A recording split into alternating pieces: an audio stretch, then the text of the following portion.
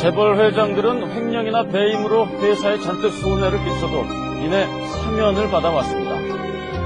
이렇다 보니까 이 그룹 저 그룹에서 비슷한 범죄가 대표되는 거겠죠.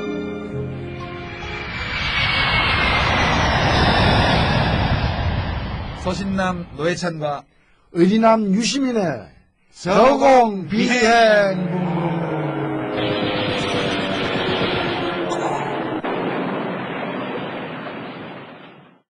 자, 노회찬 대변인님 안녕하십니까? 네, 안녕하십니까. 예. 잘 계셨습니까? 일주일 동안. 예, 저는 뭐 별일이 없습니다만 우리 저공비행 예. 어느덧 5회째를 맞이하고 있습니다. 5번째죠. 예, 오늘 비행기 몰고 어디로 가죠?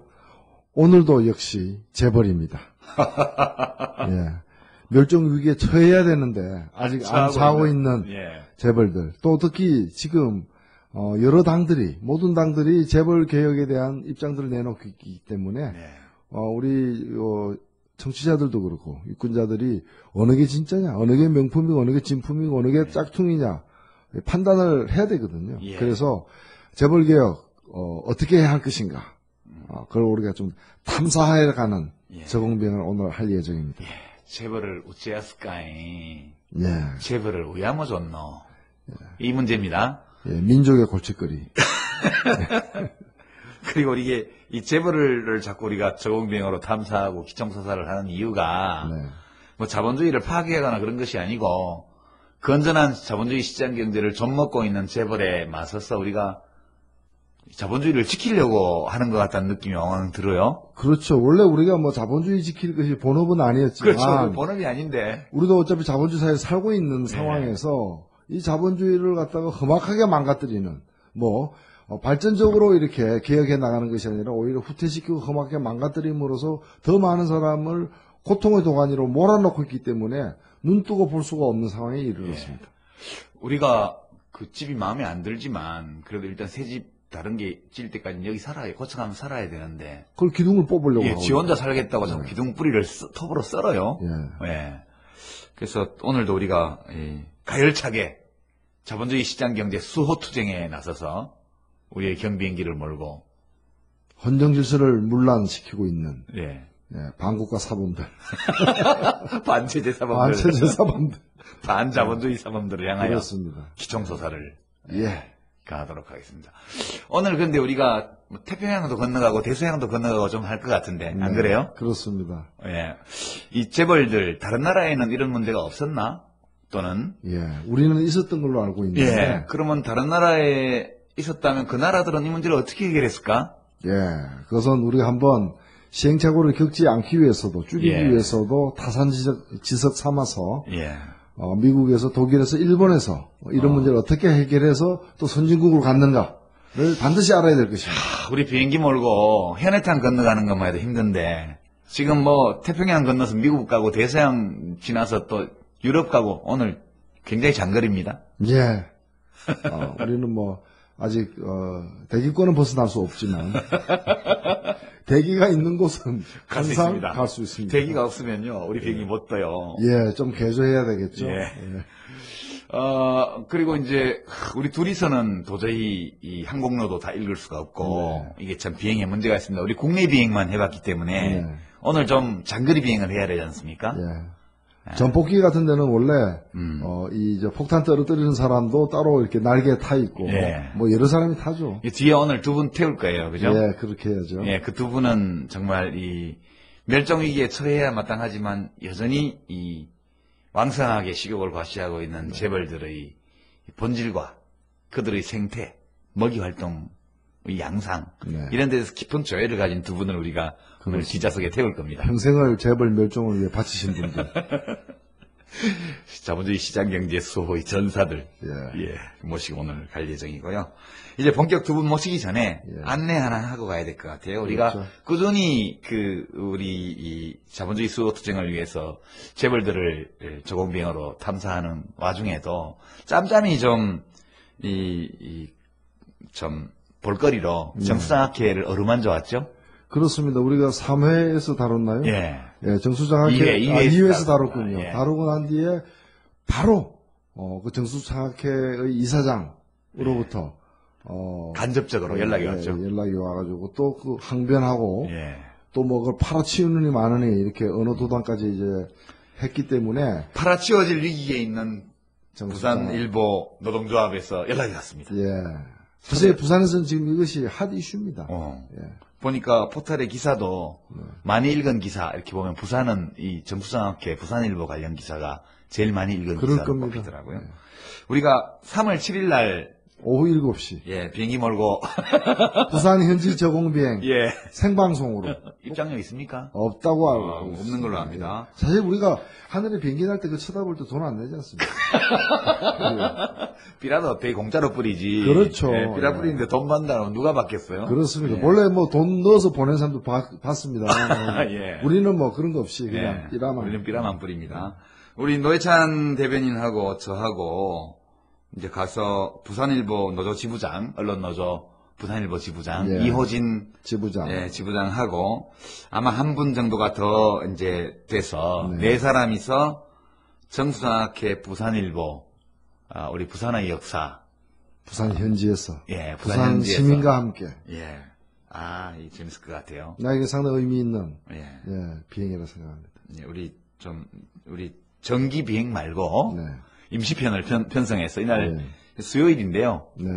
이날이 우리 이제 그 전주에 며칠 전에 녹음한 또 저공비행이 업되는 날인데, 네. 업되는 날인데, 예. 이날 또 우린 또 비행기를 몰고 또 부산으로 가야 됩니다. 가야 됩니다. 예, 많이 기대해 주시고요. 생방송 기다려 주시기 바랍니다.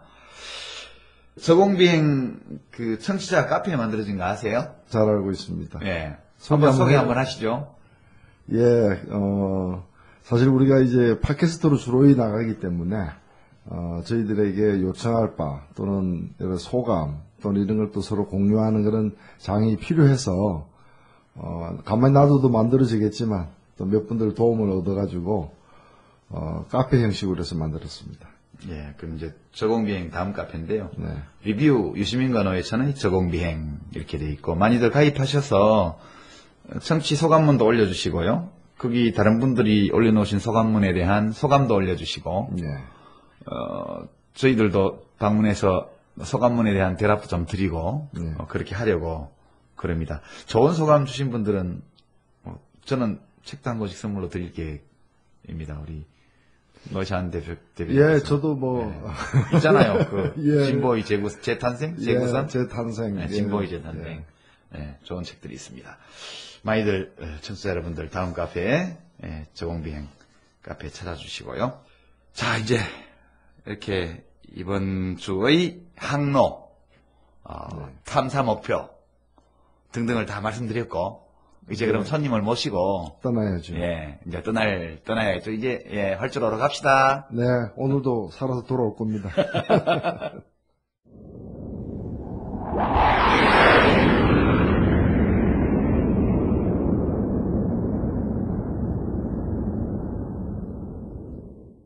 예, 이제 최근에 재벌과 관련된 여러 정책들이 많이 발표되고 있고 또 지식인 사회나 언론에서도 여러 가지 이제 견해들이 제출되고 있습니다.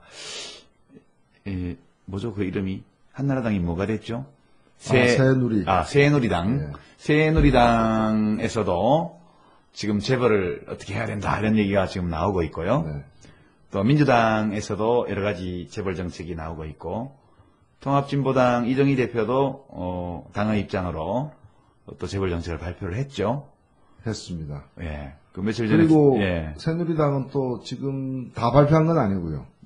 민주당도 물론 다 발표했다고 볼 수는 없지만 새누리당은 지금 일부 주로 박근혜 비대위원장의 생각이 이렇게 좀 공개가 된 상황에서 정책을 만들고 있는데 뭐 신문을 보니까 자꾸 새 나간다고. 예. 새 나간다고. 새누리당이니까 새 나가는 게 당연하죠. 남말은 예. 새가 들으니까. 새가 듣고, 예. 예. 반말은 쥐가 듣고. 쥐가 듣고. 그러니까 새가 듣기도 하고 쥐가 듣기도 하고.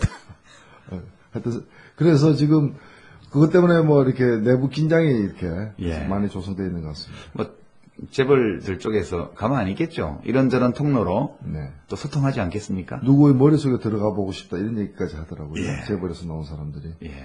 자, 그래서 오늘 이 중요한 국가의 미래에 큰 영향을 미칠 아주 큰 주제입니다. 이 재벌 개혁 어떻게 할 것인가.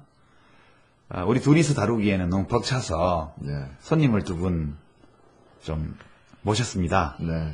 예, 우리 오늘 비행기는 최초로 4사람이 탑승하고, 예, 재벌과 사회가 공존할 수 있는, 평화롭게 공존할 수 있는 그런 곳을 찾아서 이제 탐색하는 네. 그런 시간이 될 텐데요.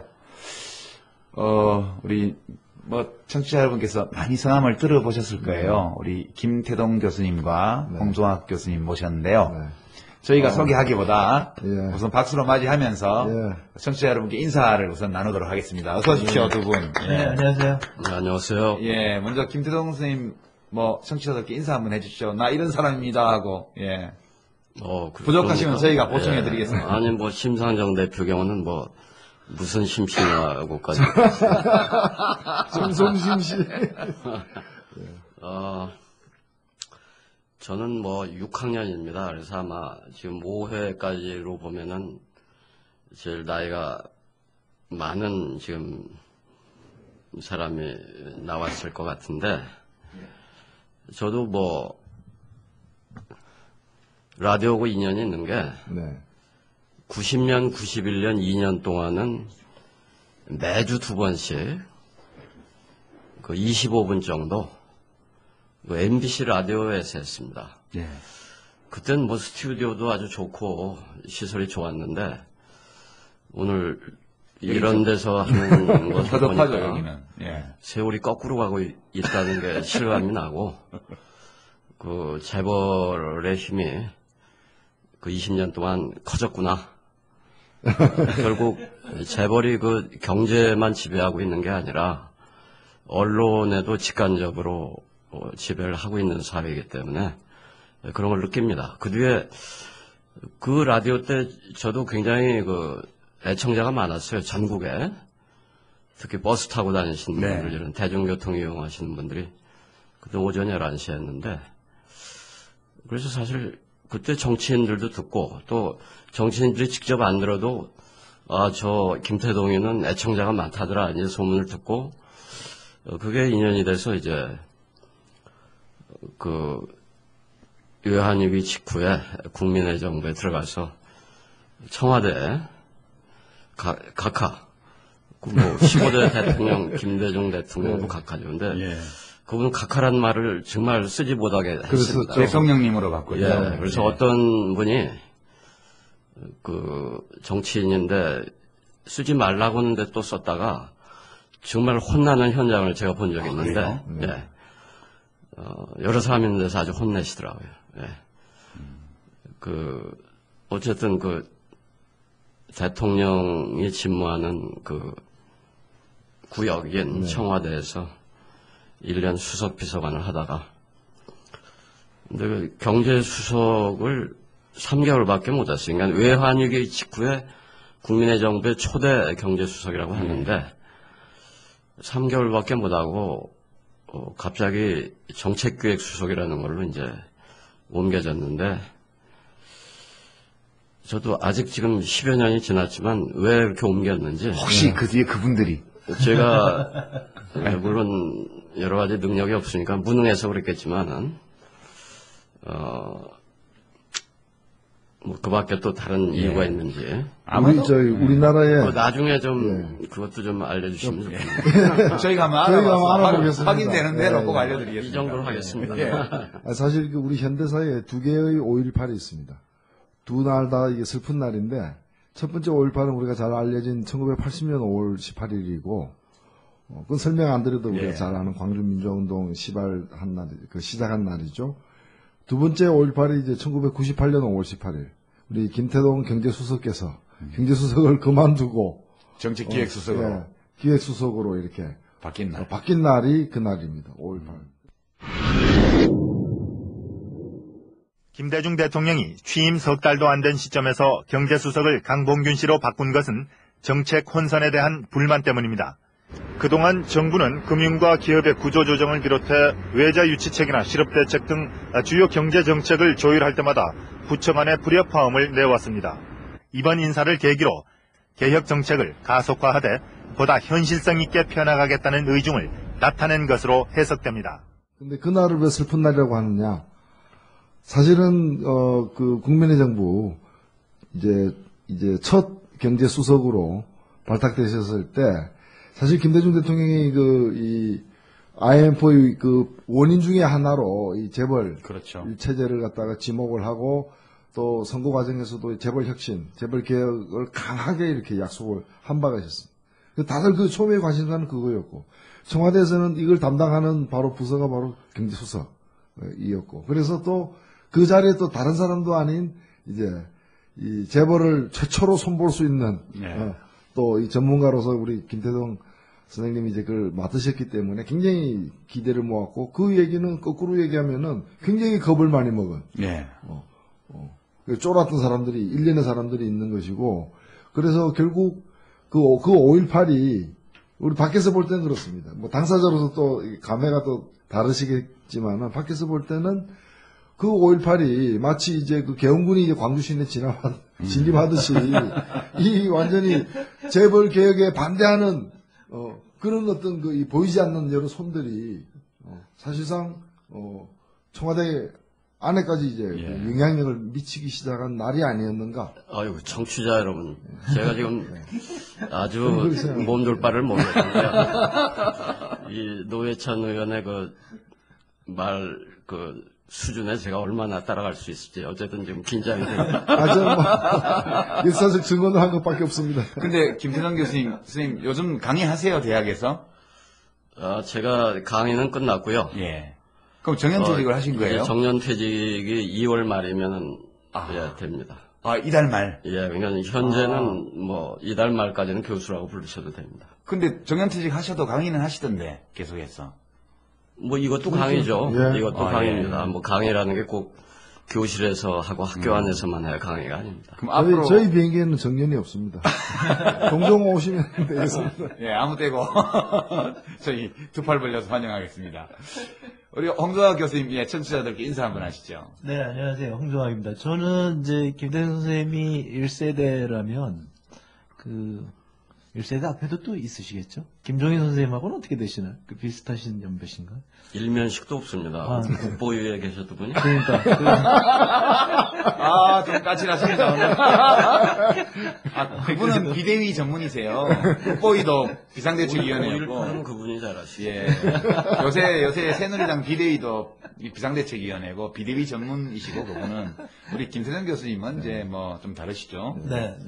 하여튼 이제 김대중 선생님 계시고 그리고 이제 저희는 그 다음 세대쯤 됩니다. 근데 저도 모르게 이렇게 그 재벌에 관련돼서 그 당시에 그 재벌의 비합리적인 게 굉장히 많았거든요. 외환위기 이전에. 네. 그래서 그거에 관해서 그 책을 하나 쓰고 있었는데 그게 이제 결국은 나중에 뭐 제목이 바뀌어서 나왔습니다만은 그랬더니 그 경실련에 그래서 연락이 왔어요. 그래서 같이 좀 해보지 않겠냐고.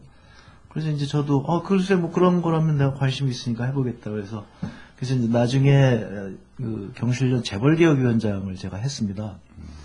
그러시구나. 네, 그 미리 좀 가르쳐 주셨으면 좋으셨을 건데 딱 하고 나서 보니까 이게 하고 나니까 세상이 바뀌더군요. 주위에 사람이 없어지고. 예. 돈 되는 일이 다 없어지죠? 그 정도인지 몰랐는데, 예. 그 참, 순진한 생각이 아마 했던 것 같은데, 그리고 나서 그 뒤에도 그 재벌개혁위원장을 찾을 수가 없어서, 경실련에. 예. 경실련은 경제정의실현 실천 시민연합이 예, 약자죠. 그래서 이제 시작을 했습니다. 그래서 그러고 보니까 이 재벌개혁이라는 것이 이렇게 함부로 얘기하고 다니는 게 아니구나.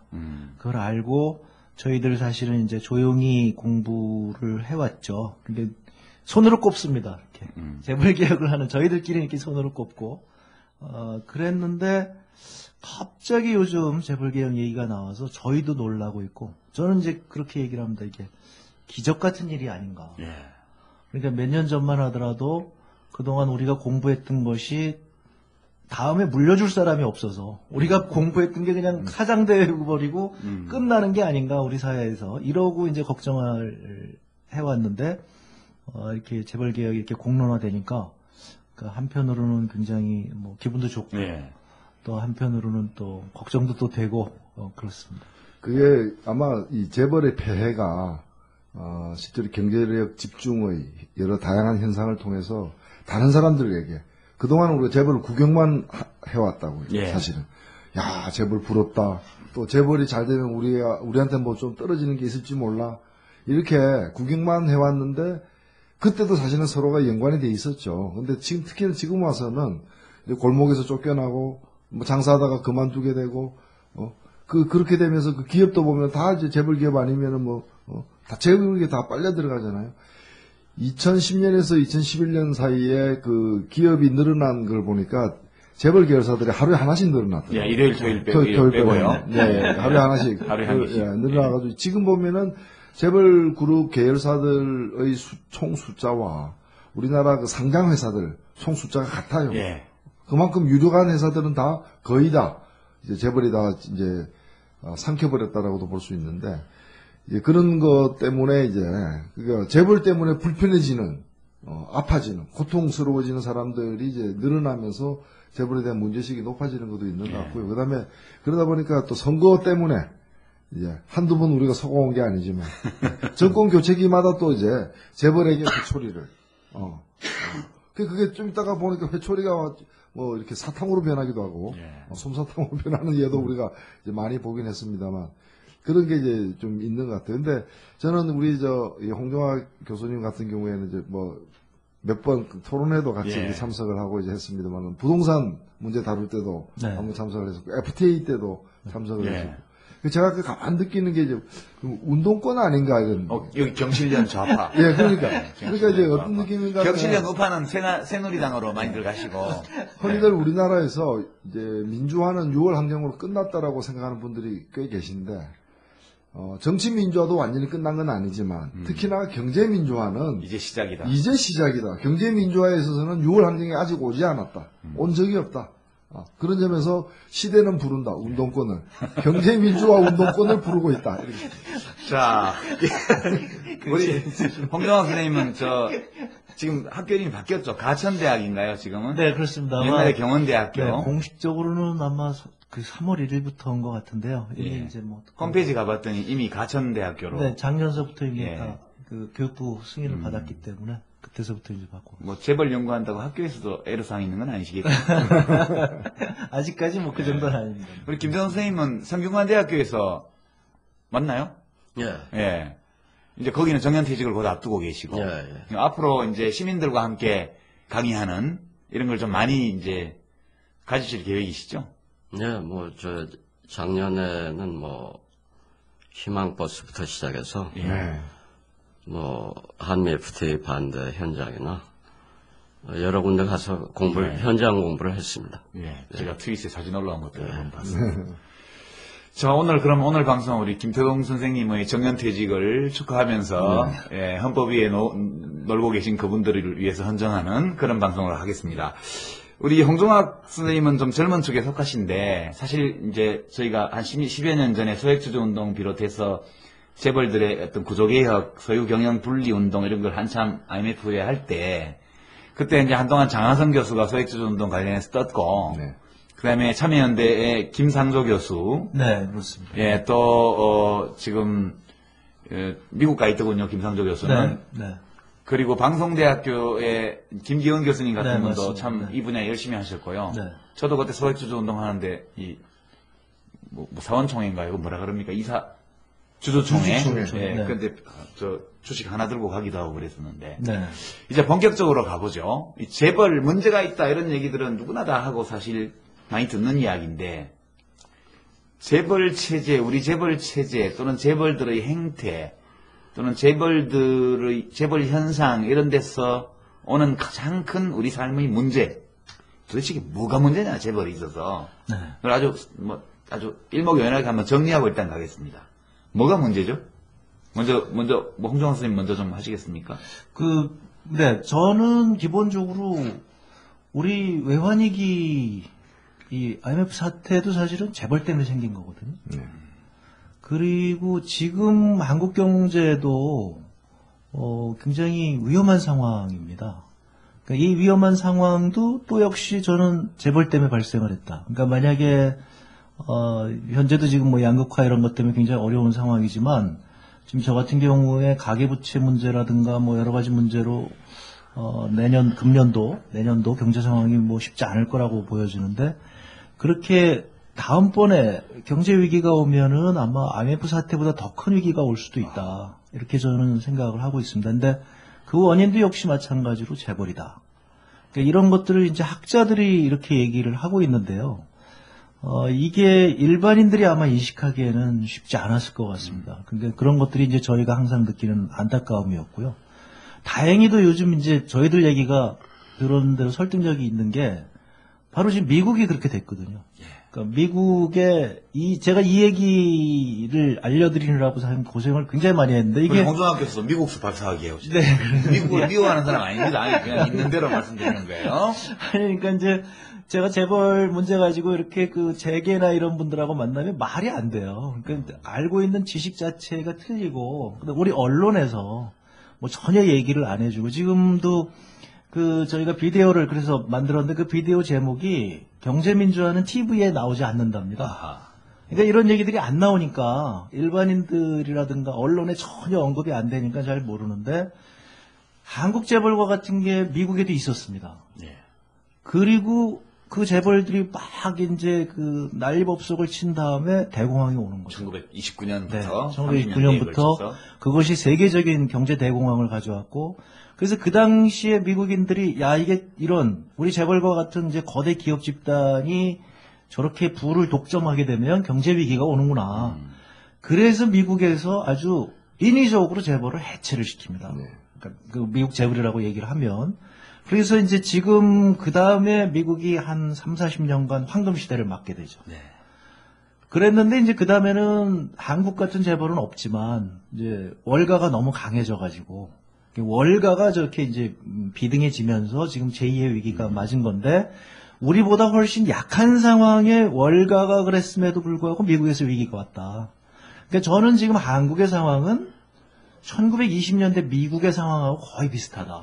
부동산 투기가 붐이 일었고 가계부채가 굉장히 극심하게 많고 재벌이 지금 뭐 다 독점하고 있고 이런 사람들은 가난해지고 사람들은 점점 가난해지고 가계부채가 늘어난 것도 바로 그거거든요. 그러니까 사람들이 가난해지니까 경제가 계속 그 침체 상태로 오니까 계속 이제 빚을 대주는 거예요. 그럼 빚 대주면 이분들이 그걸 가지고 재벌 물건을 사거든요. 그러니까 재벌은 돈을 찾고 이 악순환. 그러니까 이런 것들을 이제 저희 학자들은 항상 걱정하고 이번 문제를 어떻게 풀어야 되나 이렇게 됐는데 이게 이제 TV에도 안 나오고 이제 신문에도 안 나오고 신문에도 안 나오고 그다음에 지금 이 프로가 헌정하시는 그분들은 다 거기에 이렇게 우호적이시고 이러니까 이제 얘기가 안 되는 거죠. 근데 그게 지금 이 재벌 얘기가 이만큼 왔다는 것은 제 얘기는 그만큼 지금 서민들의 고통이 굉장히 크다는 거죠. 사회가 위험해졌다. 네, 위험해지고 그것을 느끼는 것이 바로 요 하나의 그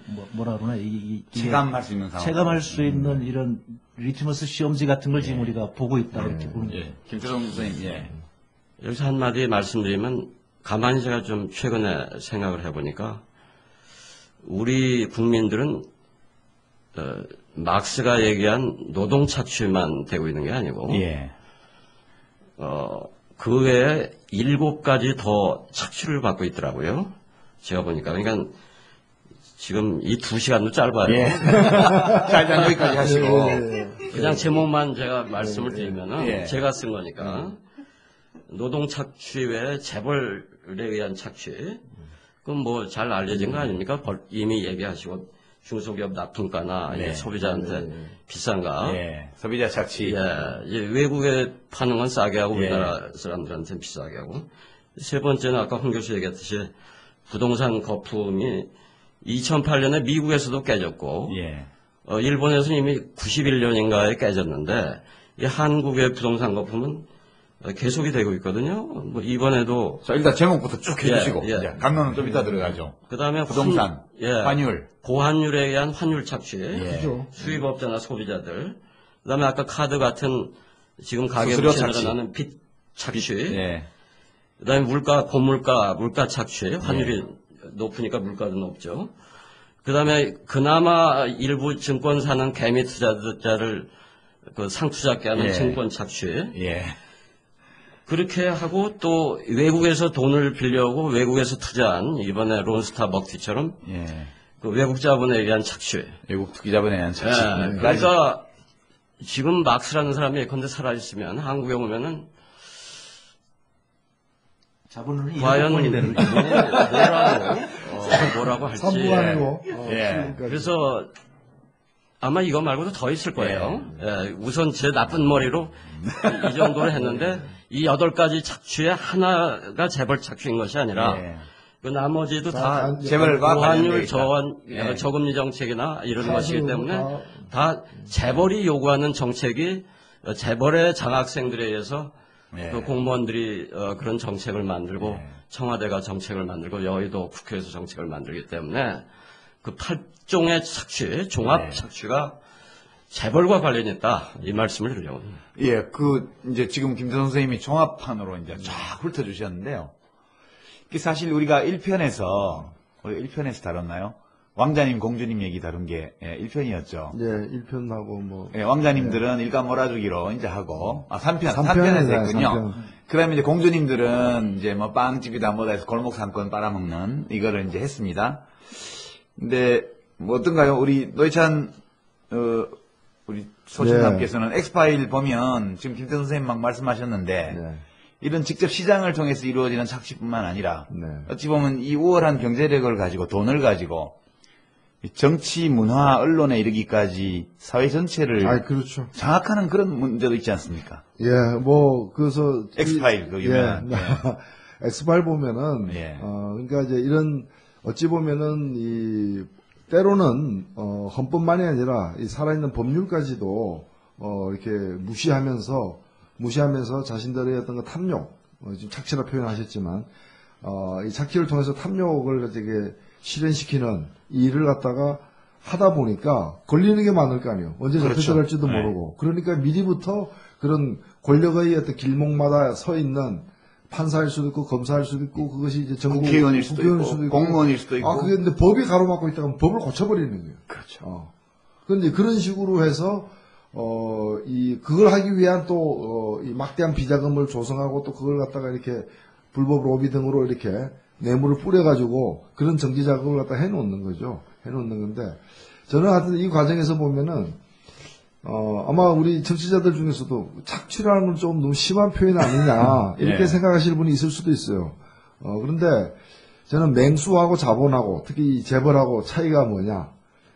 맹수는 참 무서운 동물들이죠. 그러나 일단 자기 배가 부르면은 더 이상 안 잡아먹습니다. 잡아먹죠. 예. 네. 예, 안 잡아먹습니다. 다시 배고플 때까지는. 예. 근데 이 재벌, 이 거대 자본들은 여기 항상 배고프지 않아요? 예, 먹어도 끝이 없어요. 예. 배 불러도 또 먹는. 그러니까 맹수보다 훨씬 더 위험한, 더 탐욕스러운 부분이고, 그리고 제가 참 이게 악성이다라고 생각하는 건 뭔가면 실제로 제가 이제 당사자한테 들은 얘기인데 IMF 때 네. IMF 근원이 사실 재벌로부터 비롯된 거 아닙니까? 예. 근데 일단 우리는 나라 안에서는 외환 위기, 이제 달러가 이제 부족하게 돼 바닥이 나는 상황이 되어버렸던 거죠. 그러니까 우리가 갖고 있는 여러 가지 재화의 가치가 떨어지게 되는 상황이 되어버렸단 말이죠.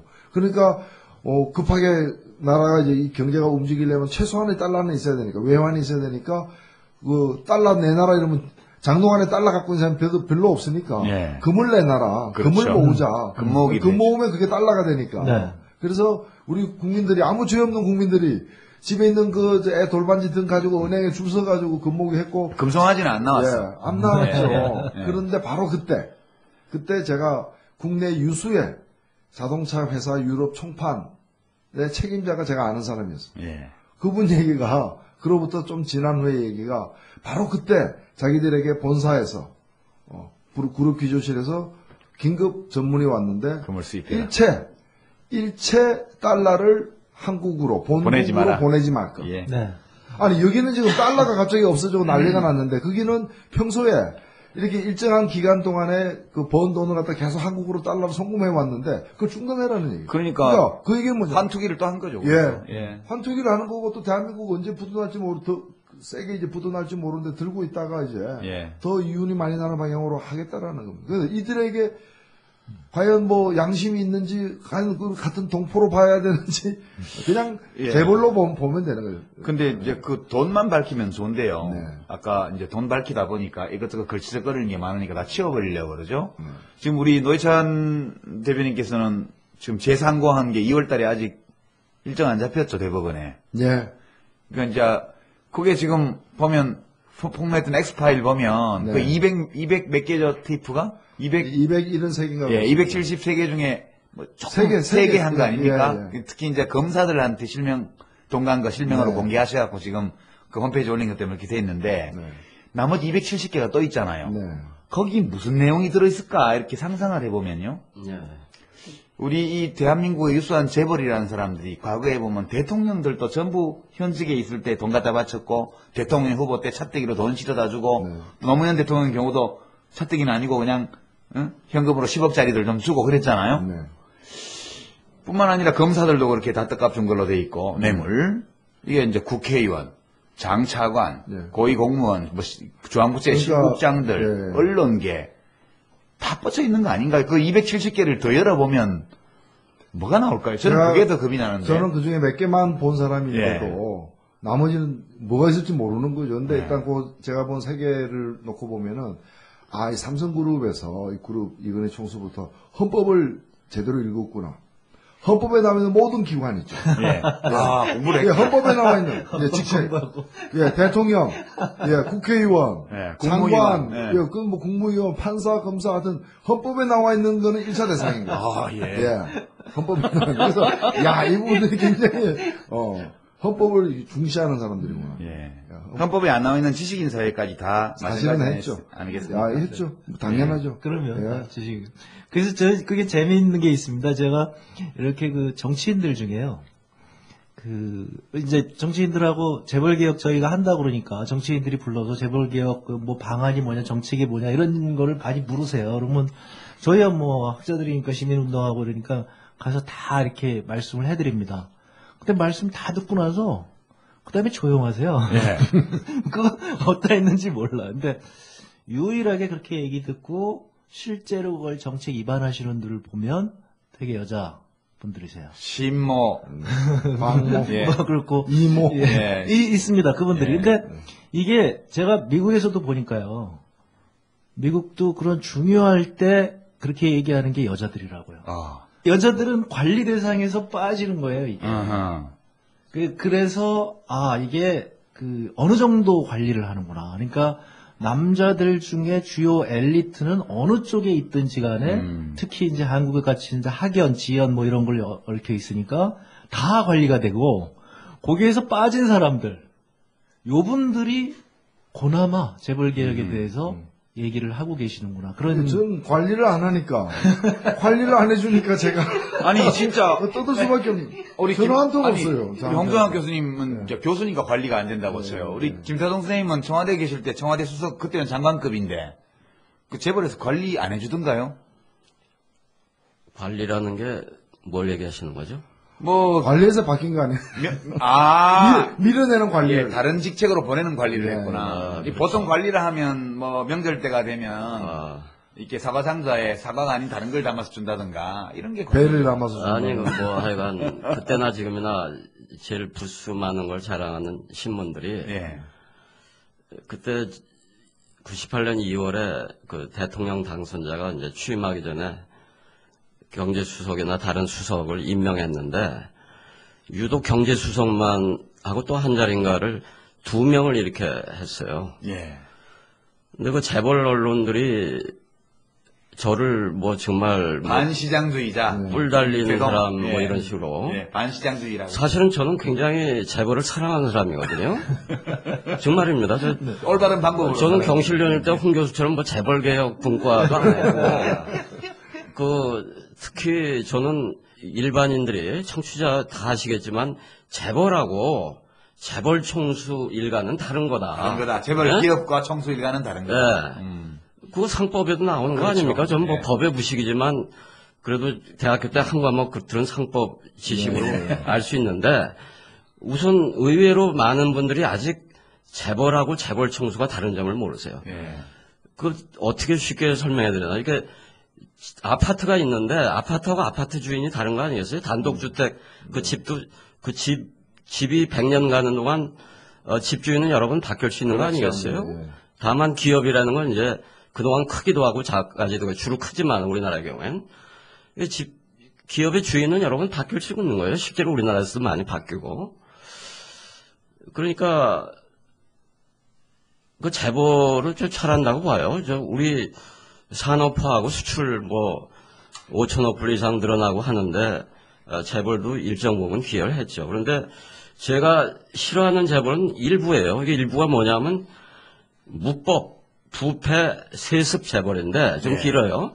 무법, 부패, 네, 세습 제가 재벌. 불법이라고 않고 무법이라고 하는 이유는 노 의원께서 얘기하셨듯이 법이 마음에 안 들면 어느 재벌은 법을 바꿔버려요. 그런 힘이 있어요. 그래서 전 그런 재벌을 뭐라 부를까 더 좋은 말 있으면 좀 입법 재벌이 얘기해 주시고. 그건 이제 무소부재 하시고 무소불위 하신 그런 그다음에 재벌이죠. 이제 그런 재벌이 몇 개 있고요. 한두 개, 두세 개 있을 거고. 그다음에 부패한 재벌이죠. 예. 그래서 여러 가지 비자금이다, 떡값이다, 기타 여러 가지 혐의로 총수님이 그 발각이 되는 경우가 드문데 가뭄에 콩나듯이 발각되는데 발각되고 나서 실형을 산 예를 저는 재벌 총수 경우 아직 모르겠어요. 저희가 정리했습니다. 징역 3년에 집행유예 5년으로 정찰제입니다. 재벌 정찰제. 아니, 그러니까 감옥에 들어가신 경우. 예. 감옥에 들어간 경우 있습니다. 있는데 우리 그래도 경우에도 되게 이제 2심 이렇게 받으면서 나오게 됩니다. 며칠 있다 나오고 사면하고 이런 식이죠. 병원에 잠시 가 계시다가 저는 깨끗한 재벌은 아주 좋아해요. 제가 얼마나 좋아한다고요. 그다음에 또 하나는 그 자수성가한 그 초대 재벌 총수. 창업자. 정주영 씨나 이런 분 나 존경해요. 예? 김우중 씨는 물론 존경하지 않습니다. 그 사람은 제대로 그 대우를 못해서 스스로 도망간 사람이고. 그래서 무법 재벌이나 부패 재벌이나 세습 재벌의 총수가 아니면은 다 좋아하고 싶은데. 그런 사람이 없죠, 근데. 문제가. 그거 저보고 유시민은 아주 날카로우시네요. 없어요. 저도 많이 고민해봤는데 정말 사랑해주고 싶어서 대상을 물색했는데요. 그러니까 사랑할 대상이 없어요. 대기업으로서 이제 유한양행 그룹이 있는데 그건 재벌이라고 볼 수가 없고 그분 이제 창업자가 돌아가시면서 다 거의 다 사회에 환원했으니까 거의 없는 것 같아요. 그래서 저는 그러니까 법을 준수하고 깨끗하고 세습하지 않는 재벌은 정말 세계에서 제일 사랑하는 사람입니다. 선생님은 세상에 없는 것을 구하시면 어떻게 됩니까? 지금 학자들께서는 세상에 존재하는 것을 탐구하셔야지. 없는 걸 자꾸 사랑하시는. 그렇게 이해해야죠. 자, 그러면 지금까지 나온 얘기를 그냥 잠시 뭉뚱그려 보면 우리 홍성학 선생님이 대체로 거시경제를 위험에 빠뜨리는 재벌들의 행태, 이것이 한국 경제의 거시적인 위기를 갖고 올 수 있는 폭탄이다. 그런 점을 여러 측면에서 말씀하셨고요.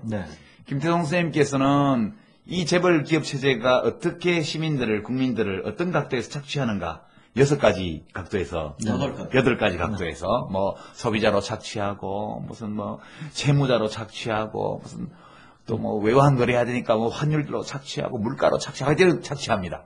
그렇게 했고 지금 노회찬 대변인 엑스파일 문제에서 보듯이 이 재벌들은 또한 경제적으로 착취할 뿐만 아니라 헌법 위에 군림하면서 법을 마음대로 바꾸고 그리고 불법적인 수단을 통해서 헌법에 등장하는 모든 공직 직책을 탐구해서 그걸 싹 관리합니다.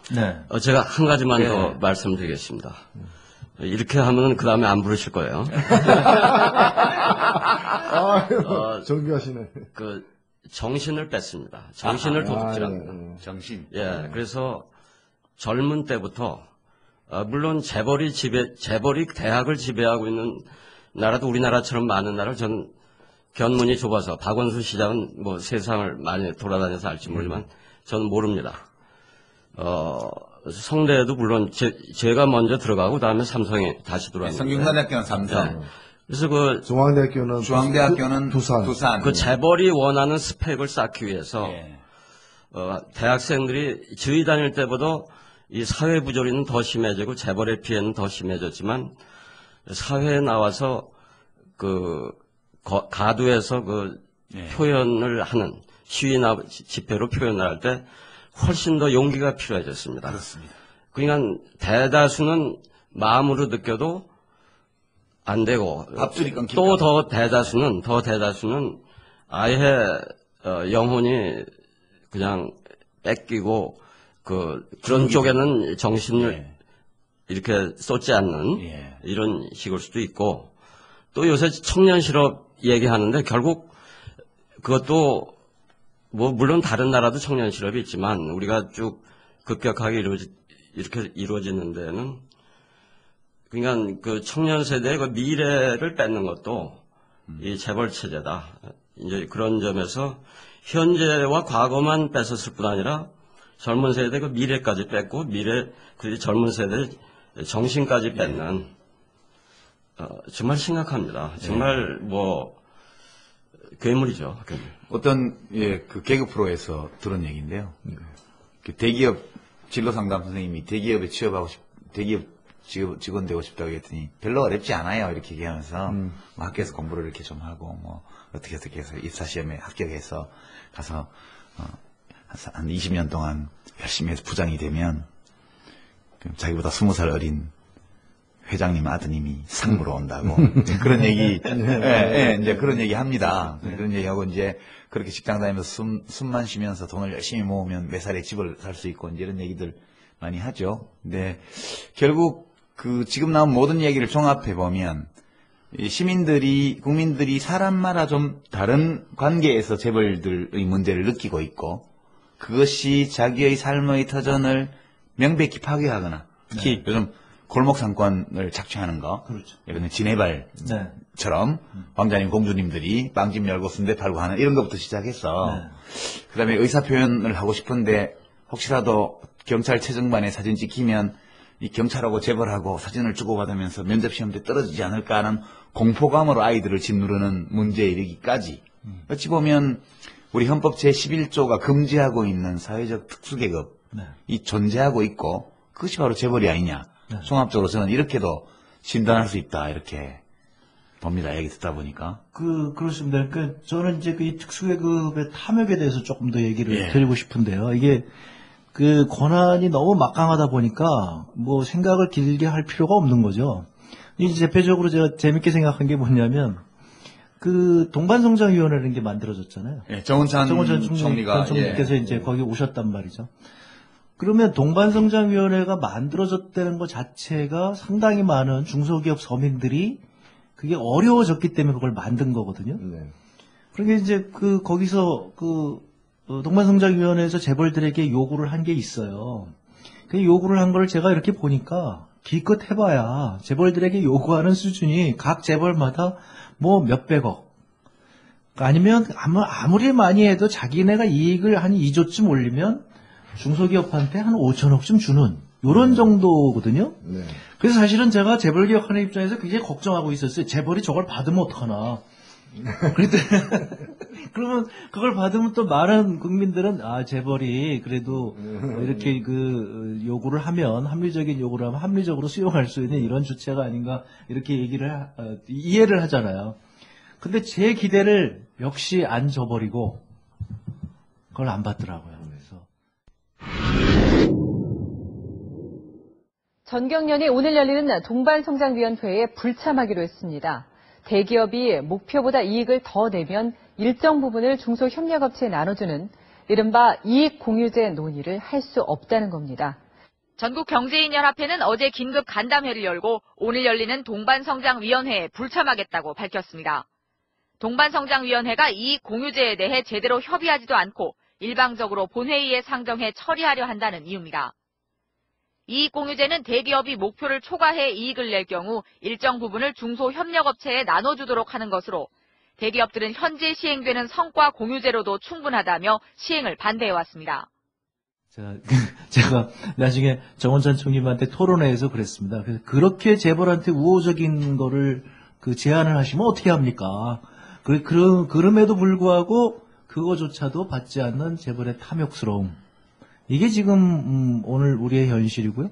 그 골목상권의 그 왕자님, 공주님 얘기도 마찬가지입니다. 그것도 생각을 해보세요. 지금 이 우리 재벌들이 1년에 광고비를 쓰는 것만 수십조 원을 쓰고 네. 있지 않습니까? 근데 그런 거에서 이익을 얻어봐야 얼마를 얻겠어요.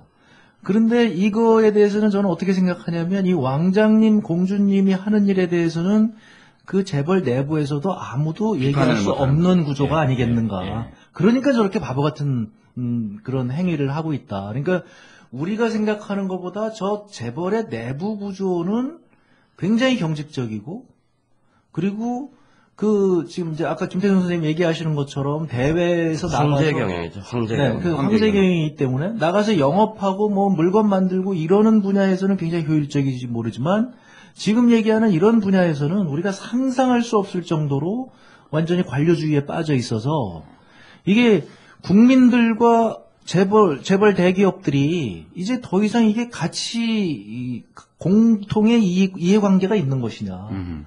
이거를 지금 의심하게 만드는 정도까지 왔단 말이죠. 그 신종 계급제도 비슷한 거 아니겠어요? 그러니까 이게 굉장히 지금 대표적인 게 그 삼성자동차 같은 거죠. 예. 사실 그게 우리나라 여러 가지 이 산업 현재상 또 하나의 거대 자동차 회사가 필요하지 않았음에도 불구하고 그걸 그 삼성그룹 이근희 이 총수의 취미가 자동차라는 그 이유 하나만으로 자동차를 만들어. 요즘은 자전거가 취미가 어느 회사에서 또 자전거 만들어가지고. 예, 어떤 2세가 자전거 체인점 만들어. 자전거 또 그 수입에다가 딱 조그만 가게들 다 망하게 만들고 있는데, 그러나 그 삼성자동차의 말로는 어떻게 됐는가? 결국은 망했지 않습니까? 망하는 과정에서 생긴 막대한, 그 부채. 그 누가. 공적 자금 집어넣어가지고, 그 우리 국민 세금으로 메꿨다는 거죠.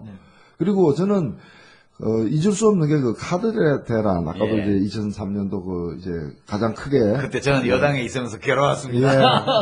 사실 이거는요, 일단 제대로 감독을 못한 정부의 책임도 크지만, 이제 발단은 정말 이 탐욕스러운 이제 이 재벌들의 어떤 그런 속성 때문에 일어난 거예요. 사실 이 신용카드라는 게 좋은 제도 아닙니까? 자기의 수입이나 소득 또는 저축 이런 걸 근거로 해가지고 신용이 확실한 사람한테 그에 맞는 신용카드 후불제로 이렇게 물건을 이렇게 하는 서비스인데 이걸 길거리에 가는 중학생한테도 길거리에서 파라솔 펴놓고 앉아가지고 카드 한 장 이렇게 따오면은 수수료를 갖다가 뭐 10,000원, 20,000원, 30,000원 준다고 하니까 냉장고도 주고 막 그러니까 중학생한테도 이거 다 발급하고 뭐 이런 식으로 되고 온 국민들에게 빨리 돈 써라. 그 감당하든 감당 못하든 빨리 돈 써라. 뭐 이렇게 권장한 거 아닙니까? 이제 사실 이거는요. 저기 어디 뭐 뉴욕 뒷골목 같은 데서 애들한테 마약 공짜로 싹 주고 마약에 중독되면 그 다음부터는 이제 이 마약 사라. 그렇죠. 알아서 찾아오죠. 사라. 그거하고 똑같은 겁니다. 자, 이제 우리 재벌 규탄 대회를 한 1시간 가까이 했습니다. 저만 사랑가를 불렀네요. 근데 사랑할 수 있는 현실의 대상을 못 찾으셨어요. 사실 노래를 굉장히 좋아하는데 여기서 노래는 부를 수가 없고. 괜찮습니다. 아니 좀 청취자가 저보다는 뭐 수십 배 재주가 좋으실 테니까. 제가 아까 말씀드린 그런 재벌이 있으면은 이건 법을 잘 지키고 깨끗하고 세습 안 할 불법 세습을 안 할 그런 재벌이 있으면 그 재벌 사랑가를 좀 부탁드려야겠습니다. 이 방송을 통해서 찾습니다. 사람을 찾습니다. 우리 저공비행은 재벌을 찾습니다. 무법 불법을 하지 않고 부패하지 않으며 그리고 세습하지 않는. 왜냐하면 재벌이 제가 말씀드린 또 여기 네 분이 다 말씀드리는 그런 방식으로 제대로 개혁이 되면은 제일 이익을 볼 때가 어디냐면 재벌 구성원들이거든요. 그렇죠. 그 총수도 이득을 보고 재벌의 임원, 직원들 다 이득을 보고 소비자들, 하청업자 협력업체들 다 이득을 보는 건데 지금 그런 관점에서 말씀을 드리는 겁니다. 우리 저공비행은 우리 김태동 교수님의 절절한 제안에 따라서 사람을 찾습니다.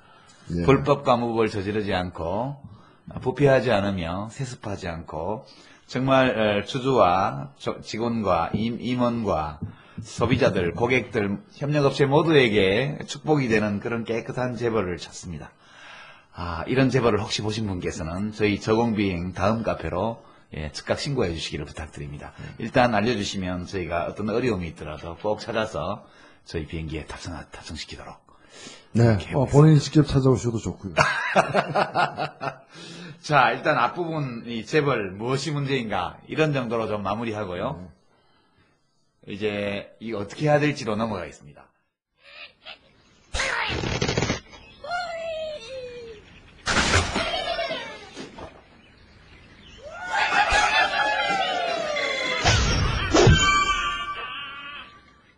자, 이제 재벌 체제, 재벌들의 행태, 재벌들의 어떤 행위 이런 것들이 우리 국민들의 삶에 어떤 문제를 야기하고 있고 우리 경제에 어떤 위험을 가져오고 있는지 좀 살펴봤는데요. 이게 이제 우리나라만의 문제일까? 이런 의문도 하나 있고, 그럼 이렇게 우리가 특별히 문제가 심각하다면 도대체 무슨 대책이 있는 걸까? 만약 대책이 있다면 왜 지금까지 성공되지 못한 것일까? 이런 의문들이 곧 따라옵니다.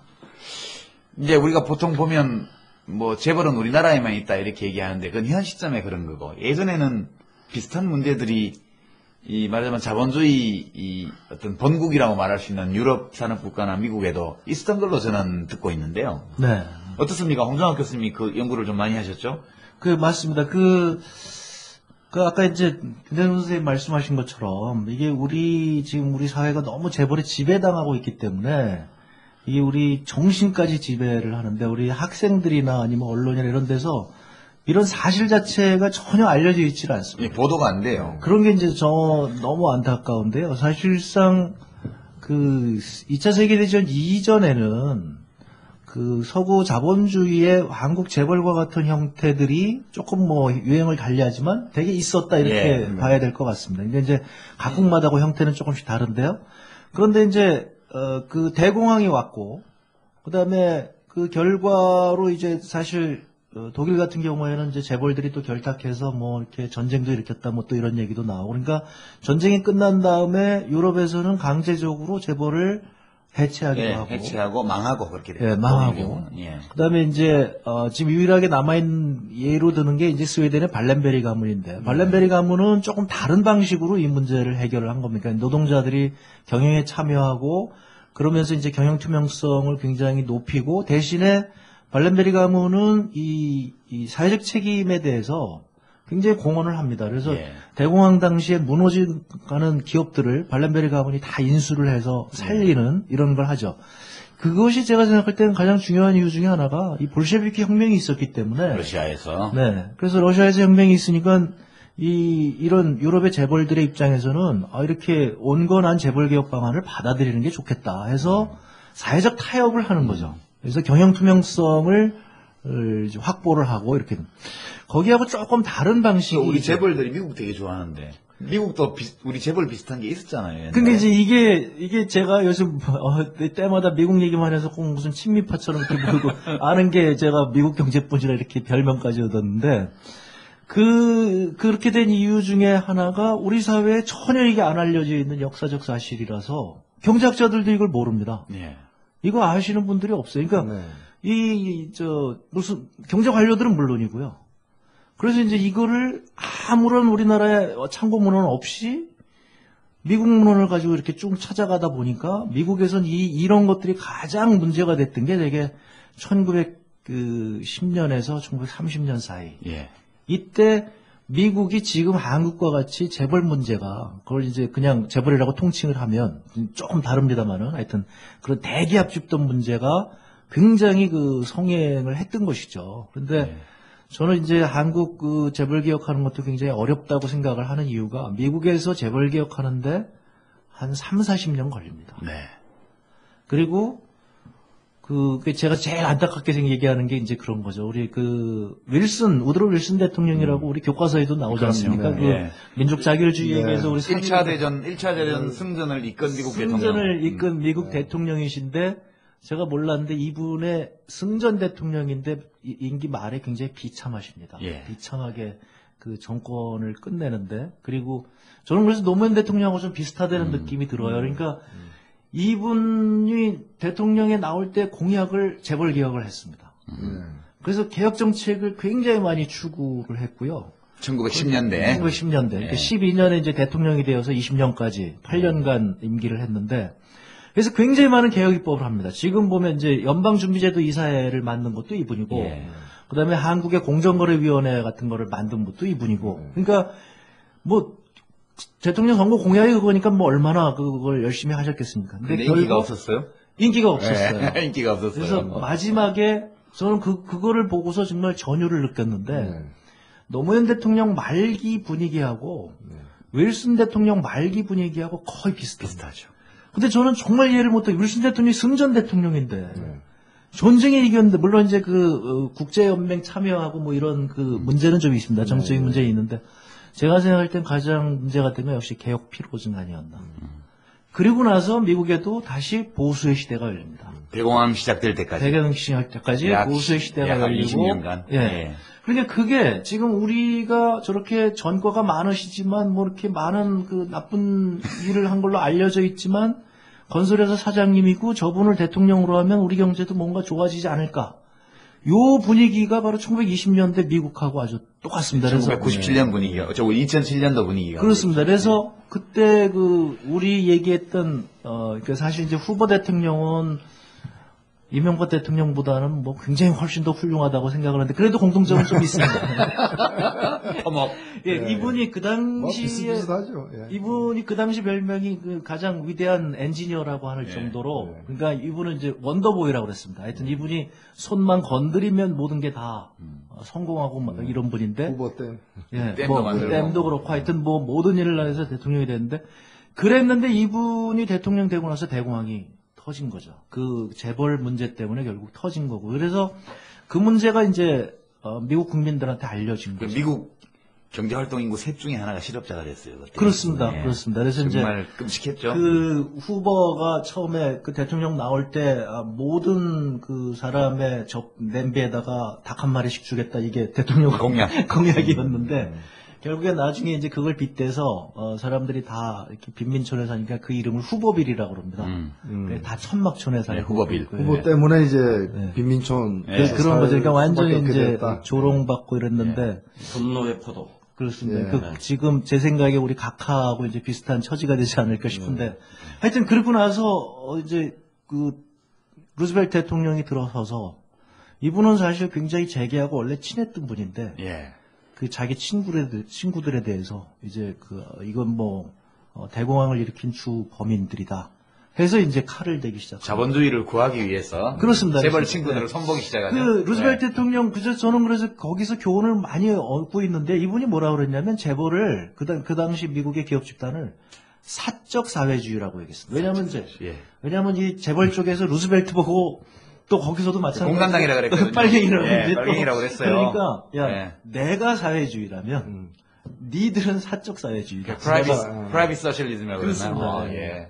그렇게 얘기를 했어요. 그러니까 니네가 아무런 권한도 없이, 그게 소수의 우리 지금 삼성 같은 경우에 총수 일가가 1% 지분을 갖고 있는데 99%를 능가하면서 저걸 지금 지배하고 있거든요. 이게 사회주의 아니면 뭐냐, 이게 도대체. 봉건제 지배죠, 사실. 예. 그렇습니다. 그러니까 삼권을 다 갖고 있잖아요. 입법, 사법, 행정까지. 그러니까 사적 사회. 그러니까 이제 저쪽에서 이제 막 그 사회주의라고 공격을 하니까. 그러니까 이제 루즈벨트는 나야말로 시장을 다시 복원하는, 그러니까 민주적 시장이라고 얘기하는 이제 이런 거죠. 그래서 그것을 인위적으로 개혁을 합니다. 그래서 굉장히 그 과정에도 우여곡절이 많았는데, 그 과정에 이제 재벌에서 오죽 반발을 했겠습니까? 네, 빨갱이 공산당부터 다 나왔죠. 난리법석을 치고, 또 반시장주의 대법원이 또 전부 위헌 결정 많이 보수 했죠. 가서 뭐 좀 하려고 그러면 다 위헌 결정 내리고. 연방헌법재판소에서도 위헌 결정 많이 했습니다. 맞습니다. 네. 그래가지고 이제 이 루즈벨트가 니들의 뭐라 그랬던가, 그때 하여튼 불법 비리 저항을 환영한다 뭐 이렇게 아주 그냥 전투 의지를 살려서 재벌 개혁을 하고, 그런데 그 결과로 미국 유일의 4선 대통령이 됐습니다. 그러니까 이제 국민들의 지지를 얻고, 그러니까 이것이 저희가 생각할 때는 한 번에 윌슨 대통령의 실패가 있었기 때문에 20년 후에 12년 후입니다. 정확히 12년 후에. 후에 그걸 가지고 이제 교훈을 삼아서 루즈벨트 대통령의 성공적으로 재벌 개혁을 할 수 있었다. 자, 저희도 그러니까 미국 사람이 그래도 독일 사람보다는 똑똑한 모양이에요. 왜요? 독일은 1차 대전에도 지고, 예. 그러고도 제대로 못해서 그렇죠. 바이마르 공화국 때 초인플레이션이 있었고, 맞습니다. 히틀러를 뽑고, 네, 맞습니다. 그 뒤에 또 2차 대전이 되고, 그 두 번 패전을 하고, 그렇죠. 겨우 이제 그 사회적 시장 경제라는 예. 맞습니다. 맞습니다. 기독교 민주당이 네, 이제 네. 하거든요. 네, 그래서 네. 이제 뭐 라인강의 기적도 이루고 보수 정당인데 그렇게 하는데 미국은 한 번 전쟁에 이제 승전이고 더구나 패전도 아니고 그러고서 개혁을 했으니까 그 대공황이라는 이제 물론 예. 경제 면에서의 그 공황이 있었지만은 정치적으로는 말이죠. 그러니까 보면 대공황이 미국발 대공황인데 그 당시에 네. 미국발 그 경제 위기가 세계를 덮칩니다. 네. 독일의 대응은 히틀러 체제로 재벌 체제를 강화하면서 정치적 독재를 하는 쪽으로 네. 대응을 했고요. 네. 예, 미국 경우에는 루즈벨트 대통령의 지도 아래 뉴딜 정책을 해서 자본주의를 수정하는 쪽으로 네, 그렇죠. 민주주의를 더 강화하고 자본주의를 수정하는 쪽으로 대응을 했고 이게 성공했죠. 네. 일본도 독일과 마찬가지로 맞아요. 대응했다가 패전하고 나서 그게 또, 메가더 사령부가 맞습니다. 재벌을 다 해체합니다. 맞습니다. 이렇게 과정을 겪어왔는데 지금 제가 이제 이 말씀을 여쭌 것은 우리가 재벌 해체, 뭐 재벌 개혁 이런 얘기를 꺼내면요. 우리 정경련이라고 전국 경제사법연합회라고 네. 우리가 이름 붙여준 단체가 있는데 여기나 뭐 경총 이런 데에서는 반시장주의, 사회주의 뭐 이렇게 얘기하고 더 험하게는 한나라당인지 뭐 새누리당인지에서는 뭐 무슨 공산당인 이런 얘기 합니다.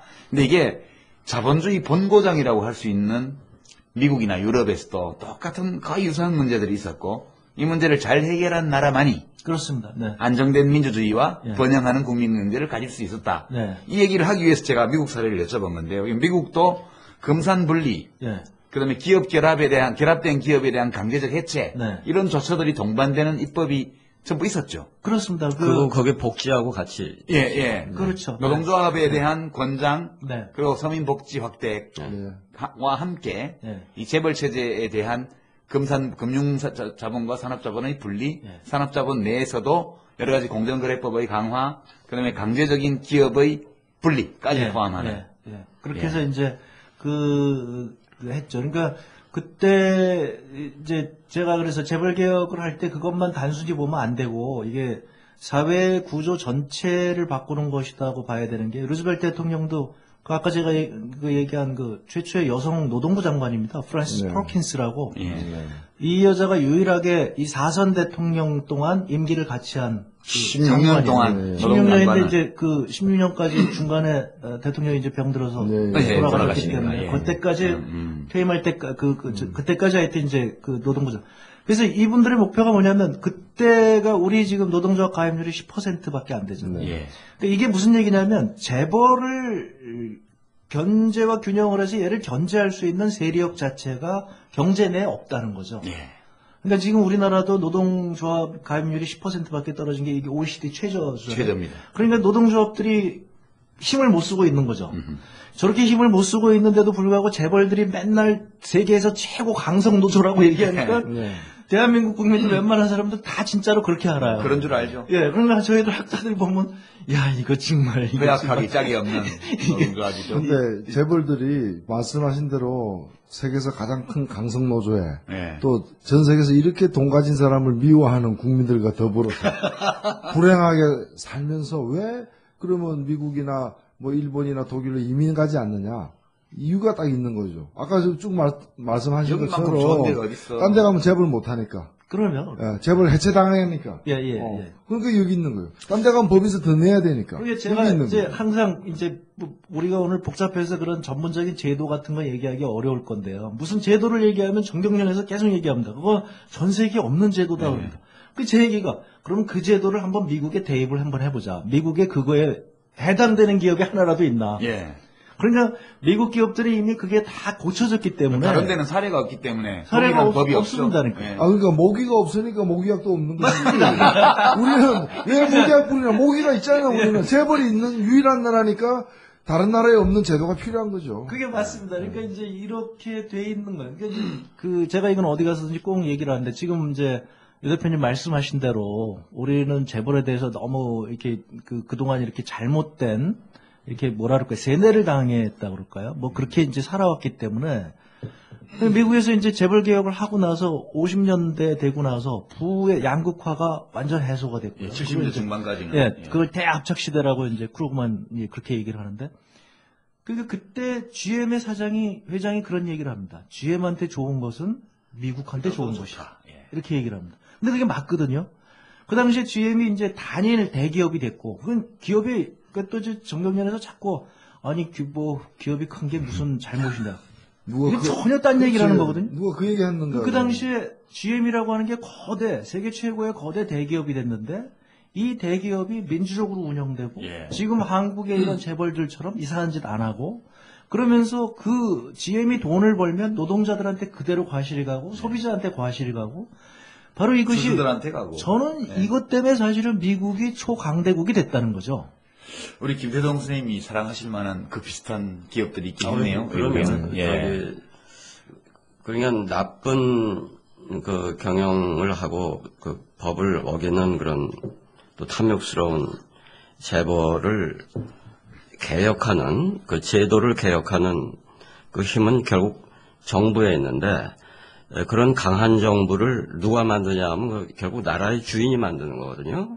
그래서 우리가 이 루즈벨트 시대의 미국인만큼은, 적어도 7, 80년 전에 미국인만큼은 우리 한국의 나라 주인인 우리 한 사람 한 사람 시민들도 충분히 잘 아실 거다. 지금 이 프로그램도 잘 아신다는 전제하는 거죠? 예, 그럼요. 그래서 청취자들이 더 지금 얘기하는 것도 혹시 부족한 게 있으면은 더 좀 그 소감을 써주시기 바라고, 하나 덧붙이자면 이제 민주주의는 한 사람의 한 표보거든요. 그렇죠. 이건희 회장도 선거에서는 한 표고, 또 우리 노동자의 최저임금으로 알바하는 그 자녀들도 한 표인데, 그 투표의 결과로 결국은 정권이 구성이 되고 거기서 재벌 개혁을 할 거냐 할 거냐가 되기 때문에, 재벌이라는 게 단순히 경제 문제가 아니고 그 정치에 이제 결국 민주정치가 제대로 된 나라에서는, 그래서 충분한 정보가 유권자한테 주어지면은 재벌 개혁을 할 수 있는 강한 정권을 창출할 수가 있는 것이고, 그렇지 않고 그 선거 과정에서 재벌의 영향을 받고 그런 정치 세력에 의해서 계속 그게 A당이든 B당이든 정권이 되면은 결국은 재벌 개혁이 안 되고, 따라서 경제민주화는 아까 노 대변인이 말씀하셨듯이 그 안 되는 것인데, 지금 쭉 얘기가 과연 한국이 뭐 반도체 만드는 거나 뭐 자동차 만드는 거, 지금 FTA 뭐 이렇게 하고 있는데, 그런 제조업에서는 그 미국과의 격차가 그렇게 많지가 않을 거라고요. 산업별로는 우리가 좀 앞선 것도 있을 겁니다. 그러나 이런 사회의식, 또 어떤 그 진실에 대한 진실에 참여, 인식과 참여, 이런 부분이 그런 부분까지도 우리가 배워야 하지 않는가. 미국 놈들 이 나쁜 점도 있지만 그 좋은 것은 배워야 하지 않나. 이런 생각이 드네요. 자, 이제 우리가 이제 조금 이제 마무리 부분으로 한번 가봐야 되겠는데요. 지금 국민들이 이제 문제를 많이 인식을 한 것 같습니다. 그러니까 대책들이 나오고 있어요. 여러 가지 대책들이. 그 며칠 전에 보니까 우리 홍성학 교수님 그 텔레비전 토론 나가셔가지고. 네, 100분 토론. 예, 그러니까 한나라당 한 분, 민주당 한 분, 또 우리 홍성학 교수님 또 이제 어디 한국 경제신문. 하여튼 뭐 재벌들이 돈 되는 그 신문에 어떤 분하고 언론인하고 네 분이 사는 걸 봤더니 3대1로 막 싸우시더라고요. 왜 3대1이 됐냐 봤더니 한나라당 국회의원이 나오셔가지고. 새누리당. 잘 헷갈린다, 새누리당. 막 재벌이 문제 있다, 개혁해야 된다 막 얘기하니까 두 분이 싸우더라고. 근데 제가 국회의원일 때만 하더라도 그 그 당시 한나라당, 새누리당 국회의원과 그런 경제신문 논설위원이 나오면 그분들이 한 편이었고, 우리 홍정학 교수님 같은 분과 저 같은 사람이 한 편이 이랬는데 지금 뭐 이상하게 됐어요. 우리 편이 됐죠, 우리 편이. 근데 우리 통합진보당 경우에는 뭐 이정희 대표나 심상정 우리 대표나 우리 노회찬 대표나 다 재벌들하고 한바탕 하기로 유명한 분들이잖아요. 관리가 전혀 안 되는 분들이세요, 제가 보니까. 그런데 지금 한나라당, 새누리당에서 지금 재벌 정책이라는 게 나왔어요. 보니까 좀 발표도 하고 확정된 건 아니지만 이런저런 얘기도 나오고 그러고 있는데 어떻게 평가를 하세요? 한나라당에서 내놓은 해법, 재벌에 대한 대책이 뭐며 그걸 어느 정도까지 우리가 평가를 해줘야 됩니까? 새누리당은 대기업의 중소기업 업종 진출을 사실상 금지하기로 하는 등 재벌 개혁 정책을 다듬었습니다. 중소기업의 시장 점유율이 3분의 2 이상인 업종은 대기업의 점유율 한도를 현행 5%에서 1%로 낮춰 사실상 대기업의 진출을 막겠다는 겁니다. 우리 사회 곳곳에서 이 격차가 확대되고 있습니다. 이 상태가 개선되지 않고서는 우리 사회의 지속적인 발전은 기대하기가 어렵습니다. 재벌개혁은 사실 이게 거의 불가능할 것이다. 그런 정책적인 걸 가지고 개혁을 한다는 것은 불가능에 가깝다, 저는 이렇게 생각을 합니다. 왜냐하면 뭘로 해야 돼요? 그러니까 이제 이게 정책만으로는 안 된다는 말씀이시죠. 그렇습니다. 그게 왜 그러냐면 지금 아까 말씀하신 대로 사회 전반을 지금 다 장악하고 있거든요. 그래서 저는 이게 마피아하고 거의 속성이 같다고 봅니다. 그러니까 제 마피아 때문에 그래서 재벌 공부하다가 이 대부를 굉장히 많이 봤습니다. 여러 번 봤습니다. 이게 마피아 속성을 이렇게 보려고. 근데 거기 보면 이제 재밌는 게 뭐냐면 미국에서 마피아가 성행하던 때는 언제냐면 1920년대거든요. 그런데 그 마피아를 결국은 이 기존에 있는 법 가지고 도저히 해결을 못합니다. 그래서 그 마피아를 때려잡는 법을 언제 만들었냐면 1970년에 만듭니다. 아이고, 그렇게 늦게요? 네, 그렇습니다. 이게 마피아, 왜냐면 정치인들이 다 마피아한테 장악당하고 있으니까. 그래서 마피아가 청문회에 서기 시작하는 그때. 미국의 경우에는 재벌 개혁이 미국의 마피아 개혁보다 쉬웠다, 덜 어려웠다. 그런 말도 돼요. 근데 이제 그 미국의 재벌 개혁이 가능했던 건 뭐냐면 대공황이라고 하는 거의 비상 상황. 비상 상황에서 이제 가능했던 거고요. 그래서 사실은 우리도 IMF 사태 때 하나의 좋은 기회였는데 저희는 그때 김대중 정부에 대해서 요즘 평가는 어떠냐면 저희 학자들도 아는 게 없었어요. 어떻게 개혁을 해야 되는지 의지도 중요하지만 사실 개혁의 방향도 중요한데 이게 이제 거의 안 돼서 그렇게 됐는데 하여튼 이제 이 마피아를 그렇게까지 해결하는데 70년도에 만들어졌는데 그 이후에는 사실상 마피아가 거의 이제 체포되지 않죠. 이미 그 전에 이제 마피아들은 다 체포됐다가 그냥 요즘 아까 말씀하시기를 3년형에 5년 집행유예 그게 이제 공식처럼 아마 미국의 마피아들도 되게 그렇게 해서 다 풀려 나오는 이런 상황이죠. 지금 그런 상황이기 때문에 한국에서도 우리가 어떤 법을 만들어서 재벌 개혁을 한다. 이것은 사실상 굉장히 어렵다. 예를 들면 법만 가지고는 힘들 것이다. 그렇습니다. 이것은 끊임없이 법을 바꾸려고도 하고 또 이제 그 법 하에서 또 새로운 길을 또 찾아내기도 하고. 가만히 있어봐. 좀 아주 중요한 말씀 같은데 우리처럼 정치하는 사람들은 법으로 해결하는 경향이 있는데요. 그것만으로는 잘 안 될 거다. 그러면 쉽지 않습니다. 왜냐하면 그것만 가지고 안 되는 이유가 삼성교육대. 아까 말씀드린 대로 저 의원님들도 상당히 많은 수가 관리 대상이라 관리되고 있다는 말이죠. 그러니까 관리되고 있다고 봐야죠. 그러니까 지금 불행한 사람 빼고. 그다음에 지금 이제 이렇게 재벌 개혁 법안들이 이렇게 쭉 나오지 않습니까? 그럼 그때서부터는 이제 재벌들이 더 본격적으로 하겠죠. 이제 할 거기 때문에 그러니까 예를 들면 이런 겁니다. 지금 이제 가장 많은 논란이 됐던 출자총액 제한제도 있지 않습니까? 공정거래위원회는 올해 상반기 내에 출자총액 제한제도를 폐지하겠다고 대통령에게 업무 보고했습니다. 대통령은 공정위가 옳은 방향으로 움직이고 있다며 이제 시작일 뿐이라고 말했습니다. 자유롭게 풀어놓고 그 다음 감독을 하는 것이 되는 것이지 하나하나 다 발목을 묶어놓고는 이 시대 우리 기업들이 경쟁할 수 없다. 이른바 출총제가 폐지되면 당장 삼성, 현대차, 롯데 등 7개 대기업 집단이 혜택을 받게 됩니다. 그럼 재벌이 저거 하면 꼭 망할 것처럼 저렇게 얘기를 하지만 실제로 출자총액 제한제도가 다시 재입법이 된다고 할지라도 재벌한테 거의 구속력이 없습니다. 구속력이 없다. 예. 그 왜 그러냐면 다른 방법이 많이 있으니까. 이제. 그게 왜 그러냐면 우리 오늘 그러면 지금 갖고 있는 걸 내일 팔란 말이냐? 예. 그러면 외국인이 와서 이거 그냥 우리 삼성전자 뺏어가도 좋단 말이냐? MN에 대상된다. 예, 그러니까 어떻게 되냐면 유예 기간을 한 3년, 5년 주거든요. 예. 그러면 이제 그때 또 정권이 바뀌고, 그렇죠. 그때 되면 이제 또 국회가 사람들 바뀌고. 국회가 바뀌고, 분위기가 바뀌고. 그러니까 저쪽에서는 어떤 재벌개혁 정책이 나오면 그거에 대해서 굉장히 그거 하면 망할 것처럼 그러지만 사실은 콧방귀를 끼고 있는 거죠.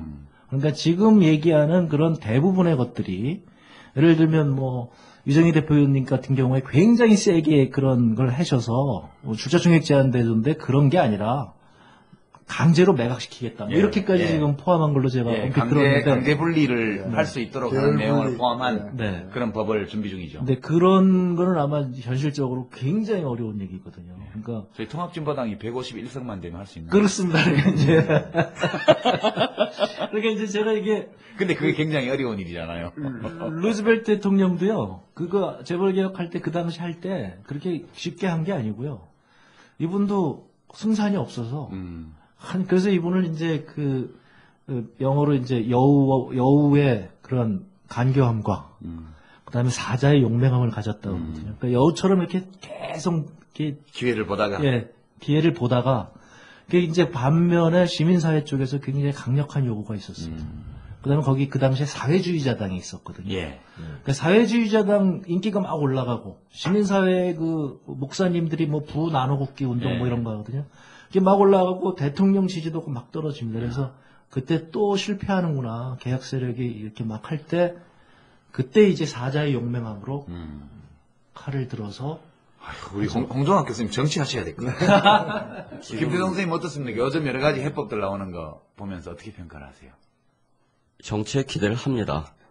작년 1년 동안 늦었지만 이제 이렇게 거리에 나가고 일반 시민들 여러 각계각층 만나고 하면서 우리 사회가 굉장히 급격하게 변하고 있어요. 이 저공비행 인기도 그 한 증거 아니겠습니까? 그렇기 때문에 그 SNS 이런 걸로 해서 올바른 정보가 공유되고 이 유권자가 3천만이라면 3천만 분의 1의 힘이지만 그분들이 계속 네트워킹이 되면은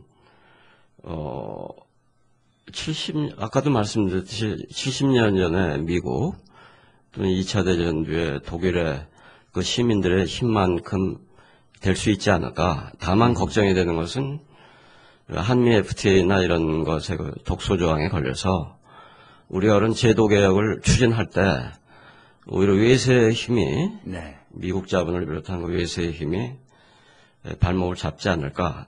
제가 지금 선생님 중요한 말씀을 하셨기 때문에 조금 보태면요. 그러니까 이 한미 FTA 같은 경우에 그러니까 이렇게 보셔야 될 것 같습니다. 그러니까 한국 자본과 외국 자본의 이해관계가 지금 합치되고 거기에 대해서 한국의 노동과 한국의 시민들, 서민들 이게 지금 서로 배치되어 가고 있는 이런 상황입니다. 전선이 한편으로 한국 시민들, 국민들, 민중들을 한편으로 하고 그다음에 한국의 국적 자본과 외국 자본을 또 한편으로 하는 이런 식으로 전선이 그어지게 되면 그러니까 지금 국민들이 한미 FTA를 반대하는데도 불구하고 현 정부가 막 밀어붙이지 않습니까?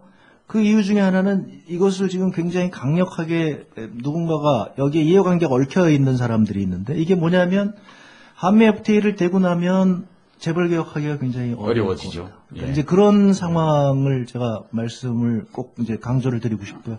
제가 굉장히 아까 불가능하다고 말씀을 드려서, 선생님이 이제 희망적이신 분이기 때문에 이제 그렇게 말씀을 하셨는데, 제가 이제 말씀드리고 싶은 건 뭐냐면, 미국이 그렇게 오랜 세월을 거쳐서 나중에 어떻게 됐나 봤더니, 요즘은 미국에서 기업범죄를 하면, 막 200년형 막 이런 거 때립니다. 그러니까 막 나이가. 정신형 곱하기 3년. 70살 먹은 이런 회장인데 거기다 대고 30년형을 막 때리고 낸론이 그랬죠. 네, 그런 식으로 하거든요. 아직도 못 나오고 있죠. 네, 그러니까 그거를 이제 상식적으로 생각하면 왜 미국이 저렇게까지 됐을까?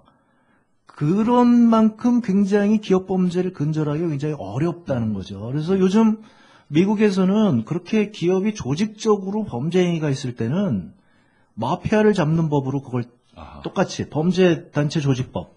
그렇습니까? 예, 그렇게 지금 처리를 하고 있거든요. 그러니까 그 법을 들이다대면 이 범죄한 사람들이 다 검찰이 요구하는 대로 다 동의를 한답니다. 왜냐하면 이건 마피아를 잡는 법이니까 이건 어마어마하니까 빨리 형 저기 하고 이게 협상해서. 미국에는 이제 풀리 바게닝 제도가 있으니까 그렇거든요. 그러니까 인정할 거 인정하고. 그렇습니다. 그러니까 미국이 저렇게 지금 한국의 재벌과 같은 문제가 없게 된 데는 그냥 없는 것이 아니다.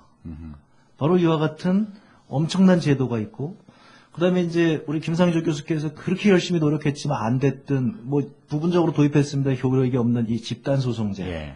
이런 것들이 제도적으로 되어 있으니까, 이제 미국에서 이런 일들이 없는 거거든요. 그러니까 그런 것들이 저는, 하나의 시금석이 되지 않을까. 그러니까 아까 이제 말씀하신 대로 명확하게 범죄 행위를 했으면 그걸 처벌을 해야 되는데 처벌을 못하고 뭐 3년 징역에 5년 집행유예에 정찰제입니다. 그다음에 그리고 나서 사면복권. 석 달이면 사면복권. 뭐 석 달은 아닌가요? 뭐 좀 있으면 사면복권. 아니, 그러니까 우리 국민들도 요즘 보면은 한미 FTA를 이렇게 적극 찬성하거나 옹호하는 사람은 국회의원으로 선출하면 안 되겠다라는 그런 문제식들이 퍼지고 있지 많이 않습니까? 퍼지고 있죠. 저는 마찬가지로 이 재벌이라는 게 이 법을 갖다가 좀 이렇게 법을 지금 제대로 만드는 것도 쉽지 않고 또 만들어도 또 선거 끝나고 정권 교체되고 좀 시간 지나면 언제든지 또 무력화시킬 수 있는 것이기 때문에 정치인들 중에서 이제까지 국회의원 여러 번 한 사람 같으면은 국회의원으로 있을 때 재벌 관련된 법률에 어떤 태도를 취했는가 다 조사해가지고 그거 가지고 평가를 하면서 해야 되는 거죠. 그러니까 이 모든 일을 그런데 그거요. 개개인을 평가하기 어려워요. 국민들도 먹고 살기 바쁜데 언제 평가해요? 그러니까 그러면 안 되고 모든 국민들 개개인에게 제가 답을 드릴게요. 알아서 평가하라고 하는 엑스파일을 까주세요. 우선 엑스파일 그 까야 돼. 270개 남은 거. 그러니까 그거 깔려면 그냥 까집니까? 이렇게 봅시다. 지금 이제 우리가 더 세부적인 데는 안 들어갑니다. 우선 보면 지금 한나라당에서는 소위 출자 총액 뭐 제한제도 부활 이래서 이제 재벌 기업들이 이제 계열사 막 늘리는 거를 조금 방해하는 그런 정도를 얘기를 하고 있습니다. 근데 그거는 지금 그렇게 안 해요. 요새는 일감 몰아주기 형식으로 새로운 회사 설립해 놓고 자본금 조금 주고 그걸로 이제 뭐 증여세 내고 그런 다음에 합법적으로 다 해서 일감 몰아줘서 그냥 다 주는 거거든요. 그렇게 나니까 그거 막기 위해서는 이 일감 몰아주기에 대한 공정거래법상의 규제 조처를 강화하고 처벌을 세게 하고 그럼에도 불구하고 나가는 경우에는 증여로 간주해서 세금을 때린다든가 이런 게 지금 나와 있죠. 민주당의 안들을 보면 대개 구조는 그냥 놔두더라도 이 경제력 남용을 방지하는 쪽으로 많이 대책들이 가 있습니다. 필요하다고 보고요. 다만 저희 당은 이 방송이 자꾸 이제 통합진보당 광고한다고 어떤 분은 짜증내시던데요. 댓글도 올라고 합니다. 근데 우리도 먹고 살아야 되잖아요. 이거 지금 무료로 하는 방송인데 이거 한 번 할 때마다 저희 한 돈 100만 원 들거든요. 저희 당도 힘들어요. 돈 때문만이 아니라. 돈 때문만이 아니라. 정치인은 자기 소속된. 이런 얘기를 하고 싶은 거죠. 정당의 뜻을 표현해. 과거에 보면, 이제 지금 통합진보당에서 낸 안은 구조를 바꾸는 것까지 포함되어 있습니다. 예를 들어서 삼성 같으면 지금 정점에 삼성생명이 있지 않습니까? 삼성생명이 삼성전자를 지배하고 있는데 지분이 보면 이건희 회장이 자연인으로서 1등이고 그보다 조금 적게 이제 삼성전자가 2등이고 삼성전자는 이재용 씨가 지배하고 또 맞습니다. 이렇게 해서 금융기업과 산업자본이 결합해 있으면서 전체 삼성왕국을 통괄하고 있으니까 일단 두 개로 쪼개자. 금융하고 산업하고 이렇게 해서 원래 삼성전자가 지분율이 1등이면 삼성생명의 삼성전자 지분이 제일 많으면 못 가지게 돼 있어요. 팔아야 돼요. 근데 2등이기 때문에 남아있는 거니까 법인 중에 1등이라도 못 가지게 하는 이런 간단한 조항 하나 바꾸는 걸로 일단 금융 쪽과 산업자본 쪽을 삼성그룹 내에서 분리할 수 있다. 이런 식으로 세세하게 지금 이제 이 10대 재벌을 훨씬 더 많은 숫자의 독립된 건강한 기업으로 바꿀 수 있는 그런 조처들을 준비를 하고 있고 네. 그다음에 필요에 따라서는 산업자본 내에서도 결합된 기업을 강제로 흩어놓을 수 있는 네. 이런 것까지 포함한 이제 입법을 준비 중입니다. 저희 네. 당의 당론으로 내놨고 네. 그렇긴 한데 이것보다 더 중요한 게요. 제 생각에는 국회의원 개개인, 정치인 개개인이 재벌 정책을 어떻게 표방했는지 알아보기 어려워요. 당으로 통째로 보자고요. 보면 과거 쭉 오랜 세월 동안 저 새누리당은 한나라당이 중대선거가 있을 때는 탑차에 돈 실어서 트럭대로 지하실로 넣어준 당이고요. 네. 민주당은 김대중 대통령 때도 그렇고 노무현 대통령 때도 그렇고 그렇게 차떼기로는 안 주지만 사과박스 정도로는 돈을 또 보험 들듯이 좀씩 줬단 말이죠. 한 10분의 1 수준으로. 나중에 2002년 대선 자금 밝혀진 거 보면 재벌들한테 온 돈이 한나라당, 그 당시 한나라당은 밝혀진 것만 한 830억. 민주당 쪽은 한 100억. 그래서 한 8분의 1 정도 이렇게 됐단 말이죠. 근데 지금까지 교사 공무원들 후원금 받아서 잡혀간 사람은 있어도 통합진보당, 진보정당은 재벌 돈 와서 문제된 경우는 없잖아요. 이제 이 경우는 확실하게 통합진보당만큼은 관리 안 되는 정당이다, 재벌들에 의해서. 이 점은 저희가 분명히 말씀드릴 수 있을 것 같아요. 그 별로 좋은 거 아닙니다. 그렇게. 그래서 관리 안 되는 사람들을 많이 만들면 되는 거죠. 재벌은 엘리트만 관리합니다. 국회에서 재벌들의 앞자리, 좀 쉽게 얘기하면 옛날식으로 얘기하면 간첩이죠. 네. 그것만 속관해도 또 그런 사람들이 많이 들어가 있는 정당이 의석 점유율만 낮춰도 훨씬 재벌에 대해서 원칙적이고 강력한 그런 입법 활동들이 정책 활동들이 가능해지는 거죠. 맞습니다. 그러니까 저는 지금 여태까지 온 것도 저는 기적이라고 이렇게 얘기를 하는데요. 새누리당까지 막 이렇게 재벌 개혁 얘기를 막 하고 그러는데 지금 현 상태로 가다가는 제가 아까 굉장히 재벌 개혁 어렵다고 그랬는데 또 기적이 일어날 수도 있을 것 같아요. 서로 경쟁적으로 지금 하다 보면. 이제 서로 선명성 경쟁을 하고 이렇게 하다 보면 의외로 좋은 결과가 나올 수도 있을 것 같아서 이제 기대가 되고요. 통합진보당의 저는 역할이 굉장히 중요한 것 같습니다. 바로 이렇게 서로 경쟁적으로 할 때 통합진보당에서 이렇게 강력한 이런 대안들을 제시를 해주게 되면 일종의 선도투쟁입니다. 맞습니다. 그러니까 다른 당에서 안 쫓아갈 수가 없는 국민들, 그러니까 이제 거기에 또 시민사회가 굉장히 큰 역할을 해줘야 되는 거죠. 국민들이 고통을 느끼고 그걸 시민사회가 재벌 개혁이 지금 꼭 필요하다. 사실 이제 저희가 이제 그런 걸 못 해갖고 안타깝게 여겼는데 요즘 이제 기회가 좋으니까 그렇게 대중의 애들이 느껴서 압력이 있고 그때 이제 통합진보당이 앞에서 끌어주고 그러면은 제가 생각했던 그 기적 같은 일이 또 우리는 너무 이렇게 또 이렇게 역동적인 국가니까 한다면 또 확 하잖아요. 그러니까 노무현 대통령이 이제 탄핵 소추 받을 때까지는 위기였는데 그 뒤에 국민들이 다시 살려주신 거 아니에요? 그렇죠. 네. 그래서 그때 열린우리당입니까? 과반이 됐는데 그때도 후계였어요. 그때도 뭐 재벌 개혁을 해서 우리 사회에서 필요한 개혁을 하고 양극화를 좀 완화하는 그런 것을 했어야 했는데 이제 시기를 놓쳤고 또 제가 잠시 일했던 98년에도 조금 했습니다. 하나 얘기하자면 대마 불사를 그 신화를 깨트렸죠. 그래서 대우그룹이 부채 순위로 1, 2등을 다퉜는데 결국 좀 늦었지만은 더 98년쯤에 퇴출이 됐다면은 부채가 더 안 늘어난 상태에서 퇴출이 됐을 텐데 1년만 늦어지는 바람에 부채가 거의 2배가 되고서 이제 퇴출이 됐는데 그래서 공적 자금이 더 많이 투입됐지만 어쨌든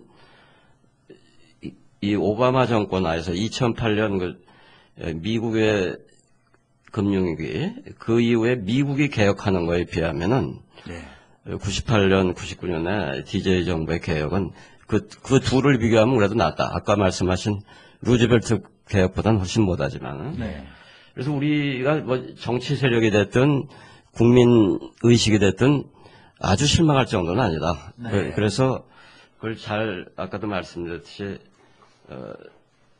이게 굉장히 중요하다는 인식, 우리 한 사람 한 사람의 생활에 중요하고 우리 자식들 생활에 중요하고 우리 남편 생활에 중요하다는 것, 그런 의식을 가지고 가정 전업주부들께서도 그러지 않으시겠지만 일부라도 뭐 재벌을 우상화하는 뭐 드라마 같은 거에 빠지지 마시고 그 시간에 좀 진보 통합당에도 좀 진보당 응원을 해주시고 우리 저공대도 들어주시고 깔때기를 해주셔서 고맙습니다. 대신 깔때기를 해주시고 이 정도면 뭐 게스트 역할은 아주 훌륭하십니다.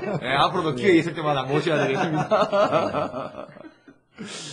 자, 우리 재벌개혁. 그러니까 처음부터 우리 홍종학 교수님께서 이것이 단순한 경제 관련 법의 문제만은 아니다. 그리고 좋은 어떤 법 개정 아이디어가 있다고 해서 질 수 있는 일이 아니다. 그래서 미국의 사례나 충분히 말씀해 주셨고요. 우리 김태동 선생님께서는 사실 국민들의 역할을 굉장히 강조를 해 주셨어요. 이제 오늘 재벌개혁 어떻게 할 것인가, 또는 뭐 재벌 문제 어떻게 할 것인가, 이런 포괄적인 주제로 거의 지금 2시간 가까이 지금 가고 있습니다. 이제 정리를 해야 될 시간인데요. 그 직전에 한 예, 이제 그런데 정리하기 전에 우리 저공비행은 이제 쌍발기 작은 비행기를 이제 3사람이나 4사람이 타고 저가 주로 운전을 하고 다른 분들이 이제 표적에 기총소사를 하는 게 우리 기본적인 방식인데 오늘 좀 분이 덜 풀렸다, 몇 군데 더 갈겨야 되겠다, 이게 남은 게 있을 수 있어요. 우리 노회찬 대변인부터. 아까 이제 법만 가지고 안 된다. 그래서 사실은 뭔가 어떤 강력한 정치적 계획이 힘들도 필요하고, 저는 시민사회 역할도 크다고 봅니다. 아까도 제가 말씀드린 건 뭐 국민 개개인보다는 이게 이제 유행처럼 정권 초기에 또는 정권 교체기에만 반짝하는 게 아니게 되려면은 지속적인 관심과 힘의 결집들이 필요하다고 보는데, 그 중에 하나가 저는 우리 직장인들, 노동자들, 또 노동자들이 모여있는 노동조합의 역할이 크다고 봅니다. 우리가 그 헌법을 맨 처음 만들 때, 1948년에, 특히 이제 뭐 경제학자도 잘 아십니다만은, 그 18조에 보면은, 이익균점제라고, 지금으로 생각하면 놀랄만한 내용이 들어가서, 제가 한번 그 읽어보면, 재헌헌법이에요. 재헌헌법 18조에, 영리를 목적으로 하는 사기업에 있어서는 근로자는 법률이 정하는 바에 의하여 이익의 분배에 균점할 권리가 있다. 그러니까 이제 근로자가 월급만 받는 게 아니라, 임금만 받는 것이 아니라, 임금은 비용이잖아요. 받고 난 뒤에 남는 성과, 그 이윤이죠, 사실은. 그것을 되게 자본을 투자한 사람들이 가져가 버리는데, 그것을 독점이 아니라 일부라도 일한 사람도 나눠 갖자라는 거예요. 이건 뭐 지금으로 보면 이건 뭐 자본주의 부정하냐? 좌빨이야. 공산당이야. 그렇죠. 그런데 이것이 사실 헌법에 들어갔습니다. 그러나 끝내 이걸 이행할 수 있는 법률을 만들지 않음으로써 이제 이건 나중에 5.16 나고 나서 폐기되죠. 그렇죠. 그림 속에 떡처럼 있다가 5.16 나면서 폐기되는데, 제가 말씀드리고 싶은 것은 이게 맨 처음에 어떻게 해서 이게 들어가게 됐느냐? 이거 들어가게 된 게 사실은 한국노총 있죠. 한국노총의 아버지인 대한노총. 대한노총의 삼촌이 뭐 독립촉성 노동연맹이라는 게 있습니다. 촉성회. 그래서 사실은 이제 한국노총의 전신이라고 봐도 되는데, 거기서 재헌의회, 헌법을 만들고 있으니까 노동계의 요구로 해서 9가지를 제출했는데, 그 중에 1번, 2번이 뭐였느냐? 이 이익균전제하고 또 하나가 노동자의 경영창가였습니다. 특히 이 2가지는 꼭 넣어달라고 했는데, 둘 다 넣으려고 하다가 반발이 있으니까 둘 중에 하나만 넣는 걸 용인하겠다. 당시 자유당 쪽에서. 그래서 둘 중에 하나 넣은 게 이걸 넣은 거예요. 사실은. 근데 저는 당시 대한노총이면 우익노조 아닙니까?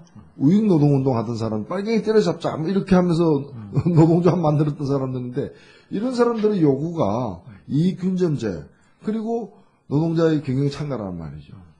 그래서 그렇다고 해서 오늘날하고 비교해보면 참 현격한 차이가 있는데, 저는 특히 이 중에서도 노동자의 경영창가 문제에 대해서 이 재벌들 회사를 내부적으로 감시할 수 있는 그런 주요한 수단 중에 하나인 것은 분명한 것이고, 그래서 더욱더 노동조합을 못 만들게 하려고 이제 광분하고 있지 않습니까? 내 눈에 흙이 들어가면 갈 때까지는 노동조합 만들면 안 된다라고. 그게 철학이랍니다. 근데 그분은 돌아가셨잖아요. 들어갔잖아요. 근데 아직도 못 만들게 하고 있는데, 최근에 그 국민은행을 보니까, 국민은행 우리 사주 예. 국민은행 이제 그 직원들이 우리사주조합을 만들어가지고 거기서 전체 국민은행의 0.91%를 가지고 있더라고요.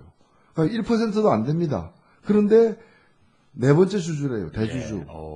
네 번째 대주주.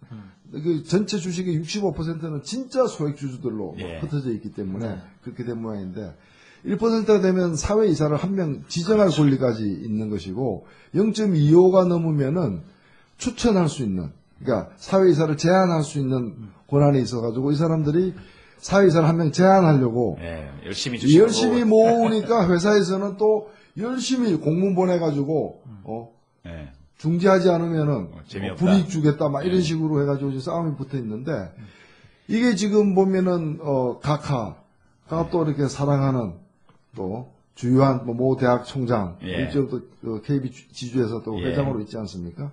그래서 저는 이것이 물론 책임 있게 해결해야 될 부분은 정당이고 정치이겠지만은 워낙에 우리가 거대한 괴물과 함께 싸우고 있는 것이기 때문에 사회 모든 곳에서의 어떤 그 노력 그리고 연대 그 지속적인 어떤 그런 관시 이런 것들이 대단히 중요하다. 그러니까 이게 그래서 이 경영창가가 예. 노동자의 경영창가가 주요 공약으로 들어가 있는 유일한 당이 정보당이라고 혹시 아실란지 모르겠지만 예 그렇고 그러니까 지금 아까 김태동 선생님 모두에 말씀하신 것처럼 집과 집주인 집은 그냥 있어도 집주인은 계속 바뀔 수 있는 건데 각하가 불쌍해요. 이럴 때 보면 재벌은 그냥 저렇게 있고 각하는 계속 바뀌는데 바지사 이제 임기제 바지사장 임기제 바지사장인데 참 재벌 총수가 관리 안 하는 분들이 모이는 당이라고 하신 것 같은데 관리를 못 받아요. 어떻게 하면 좋아? 소외된다. 제가 말씀드리고 싶은 건 저는 정상적인 재벌도 좋아하고 또 제대로 된 자본주의 또 제대로 된 시장 경제는 굳이 반대할 필요가 없다고 생각하는데요. 이 우리나라는 재벌 때문에 가짜 자본주의를 한다. 그 부분이 조금 부족했던 것 같아요. 그러니까 진짜 자본주의면 1원이면 1표가 돼야 하는 겁니다. 주주총회에서 한 주식을 가지고 있으면은 한 표가 돼야 하는데 우리나라는 그 재벌들이 주로 그 순환 출자를 해서 계열사들이 A라는 계열사가 B라는 계열사로. 근데 에버랜드가 삼성생명에, 삼성생명은 삼성전자에, 삼성전자는 삼성카드에, 삼성카드는 다시 에버랜드에 해서 지주회사 같으면 아까 미국에 그 문제가 될 때도 맨 위에 지주회사가 있고 그다음에 자회사가 있고 손자회사가 있고 증손자회사가 있는데 7대 손, 8대 손까지 있었다 하시는데 우리는 그 지주회사가 나쁘지만 그래도 기존의 그 재벌보다는 덜 나쁘다 해서 이제 DJ 정부에서 열어줬죠. 그걸 열어줬어요. 원래는 그게 금지돼 있었는데. 근데 그 열어줬어도 LG나 이런 데 일부는 전환이 됐지만 삼성이나 현대자동차는 아직 전환이 안 돼 있는데 그렇게 해서 이 할아버지하고 손자가 다시 할아버지를 먹고 이렇게 돼 있다고요. 그런 과정에서 결국은 가짜 자본이 막 생기는 거예요. 출자는 하지 않은 건데. 그래서 그걸 좀 억제하겠다는 게 출자 총액 제한제, 주총제였었는데, 그건 우리 각하께서 약한 건 아마 또 한 번 죽이셨고. 순환 출자. 그래서 순환 출자를 통한 그 가짜 자본의 창출로 해서, 소위 말하는 한 주식을 가지고 있는 게 소액주주는 한 표, 그 행사할까 말까 하는데, 주주총회에서 지배주주는 심한 경우는 15표 이상, 15배 이상 한단 말이죠. 그러니까 축구 경기가 A팀, B팀인데 재벌팀이 있고 소액주주팀이 있는데 재벌 총수팀이 있고 재벌 총수가 하나 턱 차면은 15점이에요. 15골 들어간 걸로 되고 15점이에요. 이쪽 노동자 팀이나 소액주주 팀이 차면 한 골 들어간 걸로 칠 때도 있고 근데 심판이 불공평하기 때문에 한 골, 그걸 노골로 할 때도 있고 말이죠. 그런 축구라면 게임이 아니잖아요. 이 시장 경제는 공정한 그 게임을 해야 하는 건데 아주 불공정한 게임을 하고 있다. 그래서 그 가공자본이 창출되고 가짜 자본주의를 하는 이것은 결국 재벌한테도 좋지가 않습니다. 왜냐하면 제대로 된 경쟁이 아니기 때문에 거기서 진정한 경쟁력이 국내외 경쟁력이 나오지 않기 때문에 그래서 어느 당이 됐든 총액 출자 제한제로 묶는 것보다는 그게 해당되는데 뭐 순자산의 뭐 30%다, 40%다는 해당되는 재벌도 많지가 않으니까 좀 더 근원적으로 통합진보당이 주장하듯이 주장하시는 거죠. 일체 순환 출자를 순환출자 금지해야 된다. 금지해야 한다. 왜냐하면 그 말이 순환 출자지 지금 공정거래법에 수십 년 되고 있는 상호 출자. 그렇죠. 서로 맞바꾸는 그 상호 출자하고 본질적으로 같은 거거든요. 본질적으로는 같은 거죠. 주머니가 둘이 있는데 서로 바꾸는 거나 주머니가 3개, 4개 치고 이렇게 돌려가는 거나 A라는 주머니, B라는 주머니, C라는 주머니 해서 이렇게 바꾸는 거나 다 똑같은 건데 그래서 그 부분이 일단 최소한 재벌의 양보를 받아내야죠.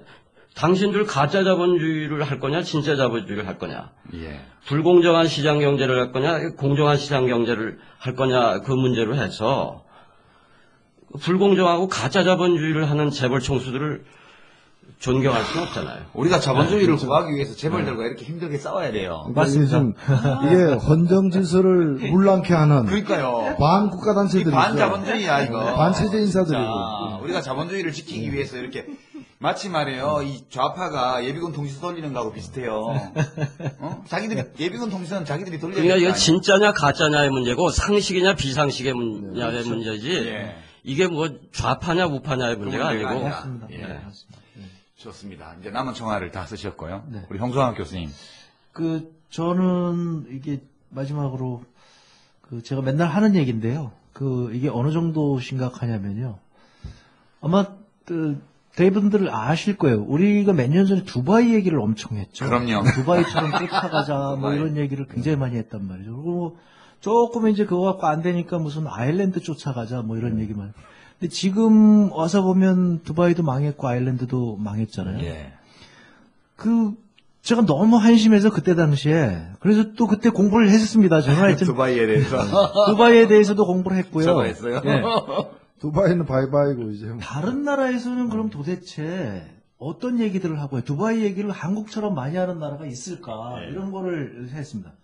그때 제가 놀라운 걸 알았어요. EU 정상들이 모여서 유럽의 발전 전략을 합의를 본 게 있습니다. 이게 2000년에 리스본에서 모였다 그래서 리스본 전략이라고 하거든요. 지금 세계에서 잘 사는 나라가 미국이 있고 유럽이 있는데 그럼 유럽 정상이 모여서 합의한 전략이라고 한다면 우리가 볼 때 두바이 저 조그만 나라가 저렇게 이상하게 하는 것보다 여기 당연히 봐야 되잖아요. 이 리스본 전략을 아는 분이 없습니다. 우리나라. 제가 그래서 지식인들 만나보면 제 테스트가 그런데 리스본 전략 들어보셨어요? 우리 참여정부 때 그거하고 해밀턴 프로젝트 두 개는 네, 하셨죠. 네, 해밀턴 프로젝트 했는데 그럼에도 불구하고 참여정부에 계시는 분들도 리스본 전략 없습니다. 이게 장관회의에서 한번 들어봤는데. 그러니까요. 그러니까 이게 거의 이렇게 조그맣게 사장돼 있죠. 예, 딱 한 번 보고된 적이 있어요. 맞습니다. 지금도 EU 2020이라고 그래서 리스본 전략이 2000년도에 만들어졌고 2010년도에 다시 유럽의 정상이 모여서 리스본 전략을 다시 한번 성찰해보고 검토해보고 그래서 2020년까지 유럽이 어떻게 나가야 되느냐 EU 2020입니다. 그럼 이거 굉장히 중요한 거잖아요. 그렇죠. 그러면 우리가 지금 이게 인터넷에 들어가 보면 책이 지금 수십 권이 거기 나와 있거든요. 그럼 국책연구소라든가 뭐 이런 데서 얘기를 해야 되는 거 하면 안 되죠. 두바이 이런 거 해야지. 그런 거 하면 안 됩니다. 각하 밑에서는. 그러니까 제가 국책연구소는 두뇌 연구소 싱크탱크가 아니고 마우스 탱크예요. 이런 데 나오라면 아마 여기 섭외하기 힘들 겁니다. 또는 썬크탱크래요. 국가 주책연구소에. 탱크가 다 가라앉아 버렸어. 그러니까 이게 거기 이제 보면요. 저희가 이제 보편적 복지 이런 거 얘기하지 않습니까? 그러니까 이제 현 정부가 했던 그 이상한 성장 정책들 이런 게 EU 2020 보면 그런 거 전혀 안 나오거든요.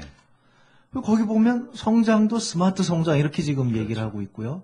그 다음에 거기는 그걸 이제 번역을 좀 이상하게 했는데 인클루시브 그로스 이게 이제 보편적 복지를 얘기하는 거란 말이죠. 그러니까 이런 것들이 지금 보편적 복지라든가 이렇게 스마트한 성장이라든가 그러니까 우리 이제 두바이처럼 이렇게 톡원에 때려 넣는 이런 방식이 아닌 이런 것이 전 세계에 표준화되어 있는 얘기인데 공감대가 형성이 되어 있는 건데 한국만 완전히 섬이 되어서 이런 중요한 얘기는 알려지지도 않았다. 왜 이렇게 됐을까요? 이게 재벌 얘기하고 맞지 않기 때문에 그런 거죠. 예. 저는 이 얘기를 꼭 드리고 싶습니다. 그래서 재벌 얘기를 할 때마다 재벌 때문에 지금 우리 아까 이제 선생님 얘기하신 대로 우리 인식도 지배당하고 있고 그로 인해서 우리가 나아가야 될 방향 자체가 굉장히 중요한 좋은 길들이 있는데 그런 길 자체를 못 보고 있는 거다. 예. 이것을 요번에는 꼭 저는 바꿨으면 좋겠다. 최소한 이것만은. 예.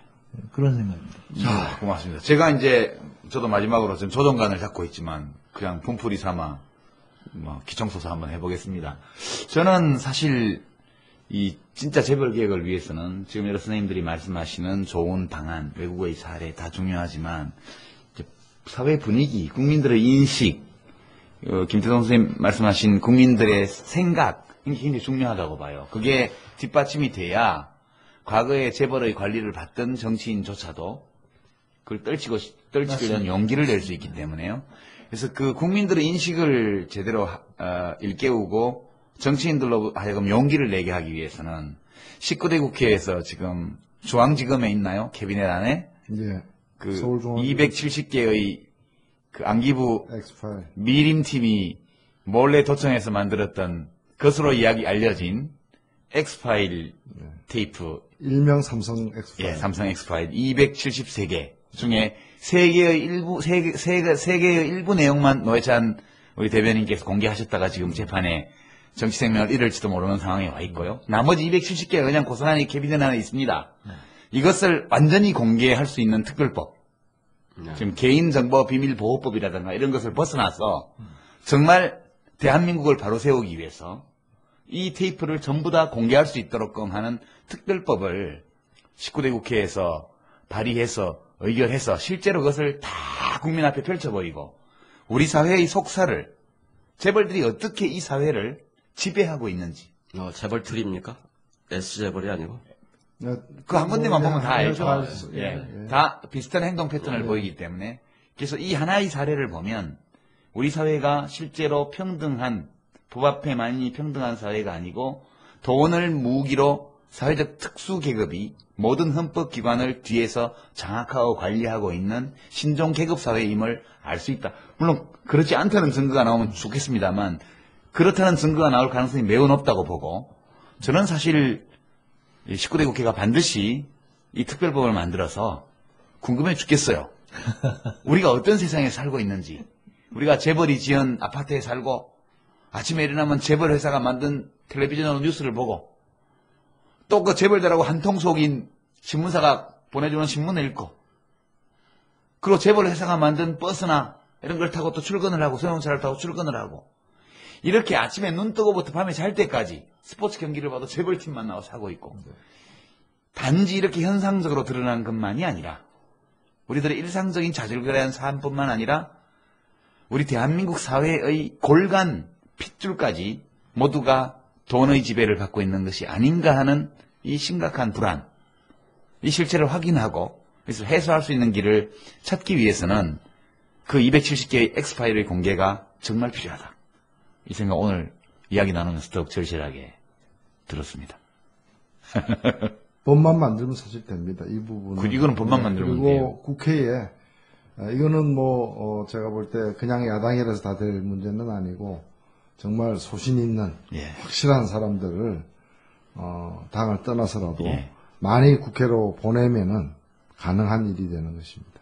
그리고 쓰레기통은 비워야죠. 열어야 됩니다. 열어야 비울 수 있습니다. 쓰레기통 자꾸 열지 않고 놔두면은 다 그래서 이제 그 업무상 배임, 횡령 이런 것들이 많이 나올 텐데 그런 것을 제대로 처벌할 집행유예나 무죄를 할 게 아니라 그런 판사 검사가 아니라 제대로 현행법이라도 적용할 그 검찰개혁 또 사법부 개혁이 있어야고요.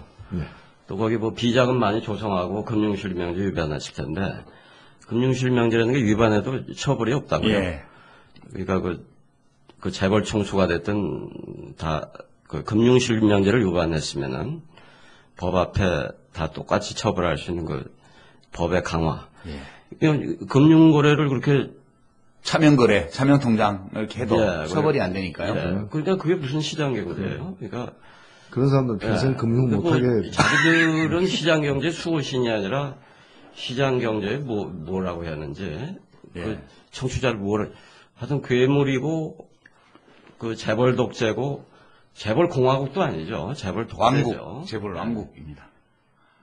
자, 오늘 우리 저공비행팀 손님까지 두 분 모셔가지고 자본주의 시장 경제를 지키기 위해서 이 사악한 재벌들과 투쟁하느라고 2시간 동안 더운데 몹시 힘들었습니다. 예. 오늘 우리 김태성 교수님 또 홍정학 교수님 여러 가지 좋은 말씀 감사하고요. 우리 노회찬 대변인께서도 오늘 고생하셨습니다. 예, 재벌들 떨고 있는 소리가 들립니다. 덜덜덜덜덜덜덜 비행기 소리가 아니고 지금 재벌 떠는 소리입니다. 예. 자, 이 효과음을 끝으로 오늘 저공비행 제5회 재벌 개혁 어떻게 할 것인가? 또는 이 재벌들을 어떻게 해버려야 할 것인가? 멸종 위기의 재벌, 그들의 미래. 또는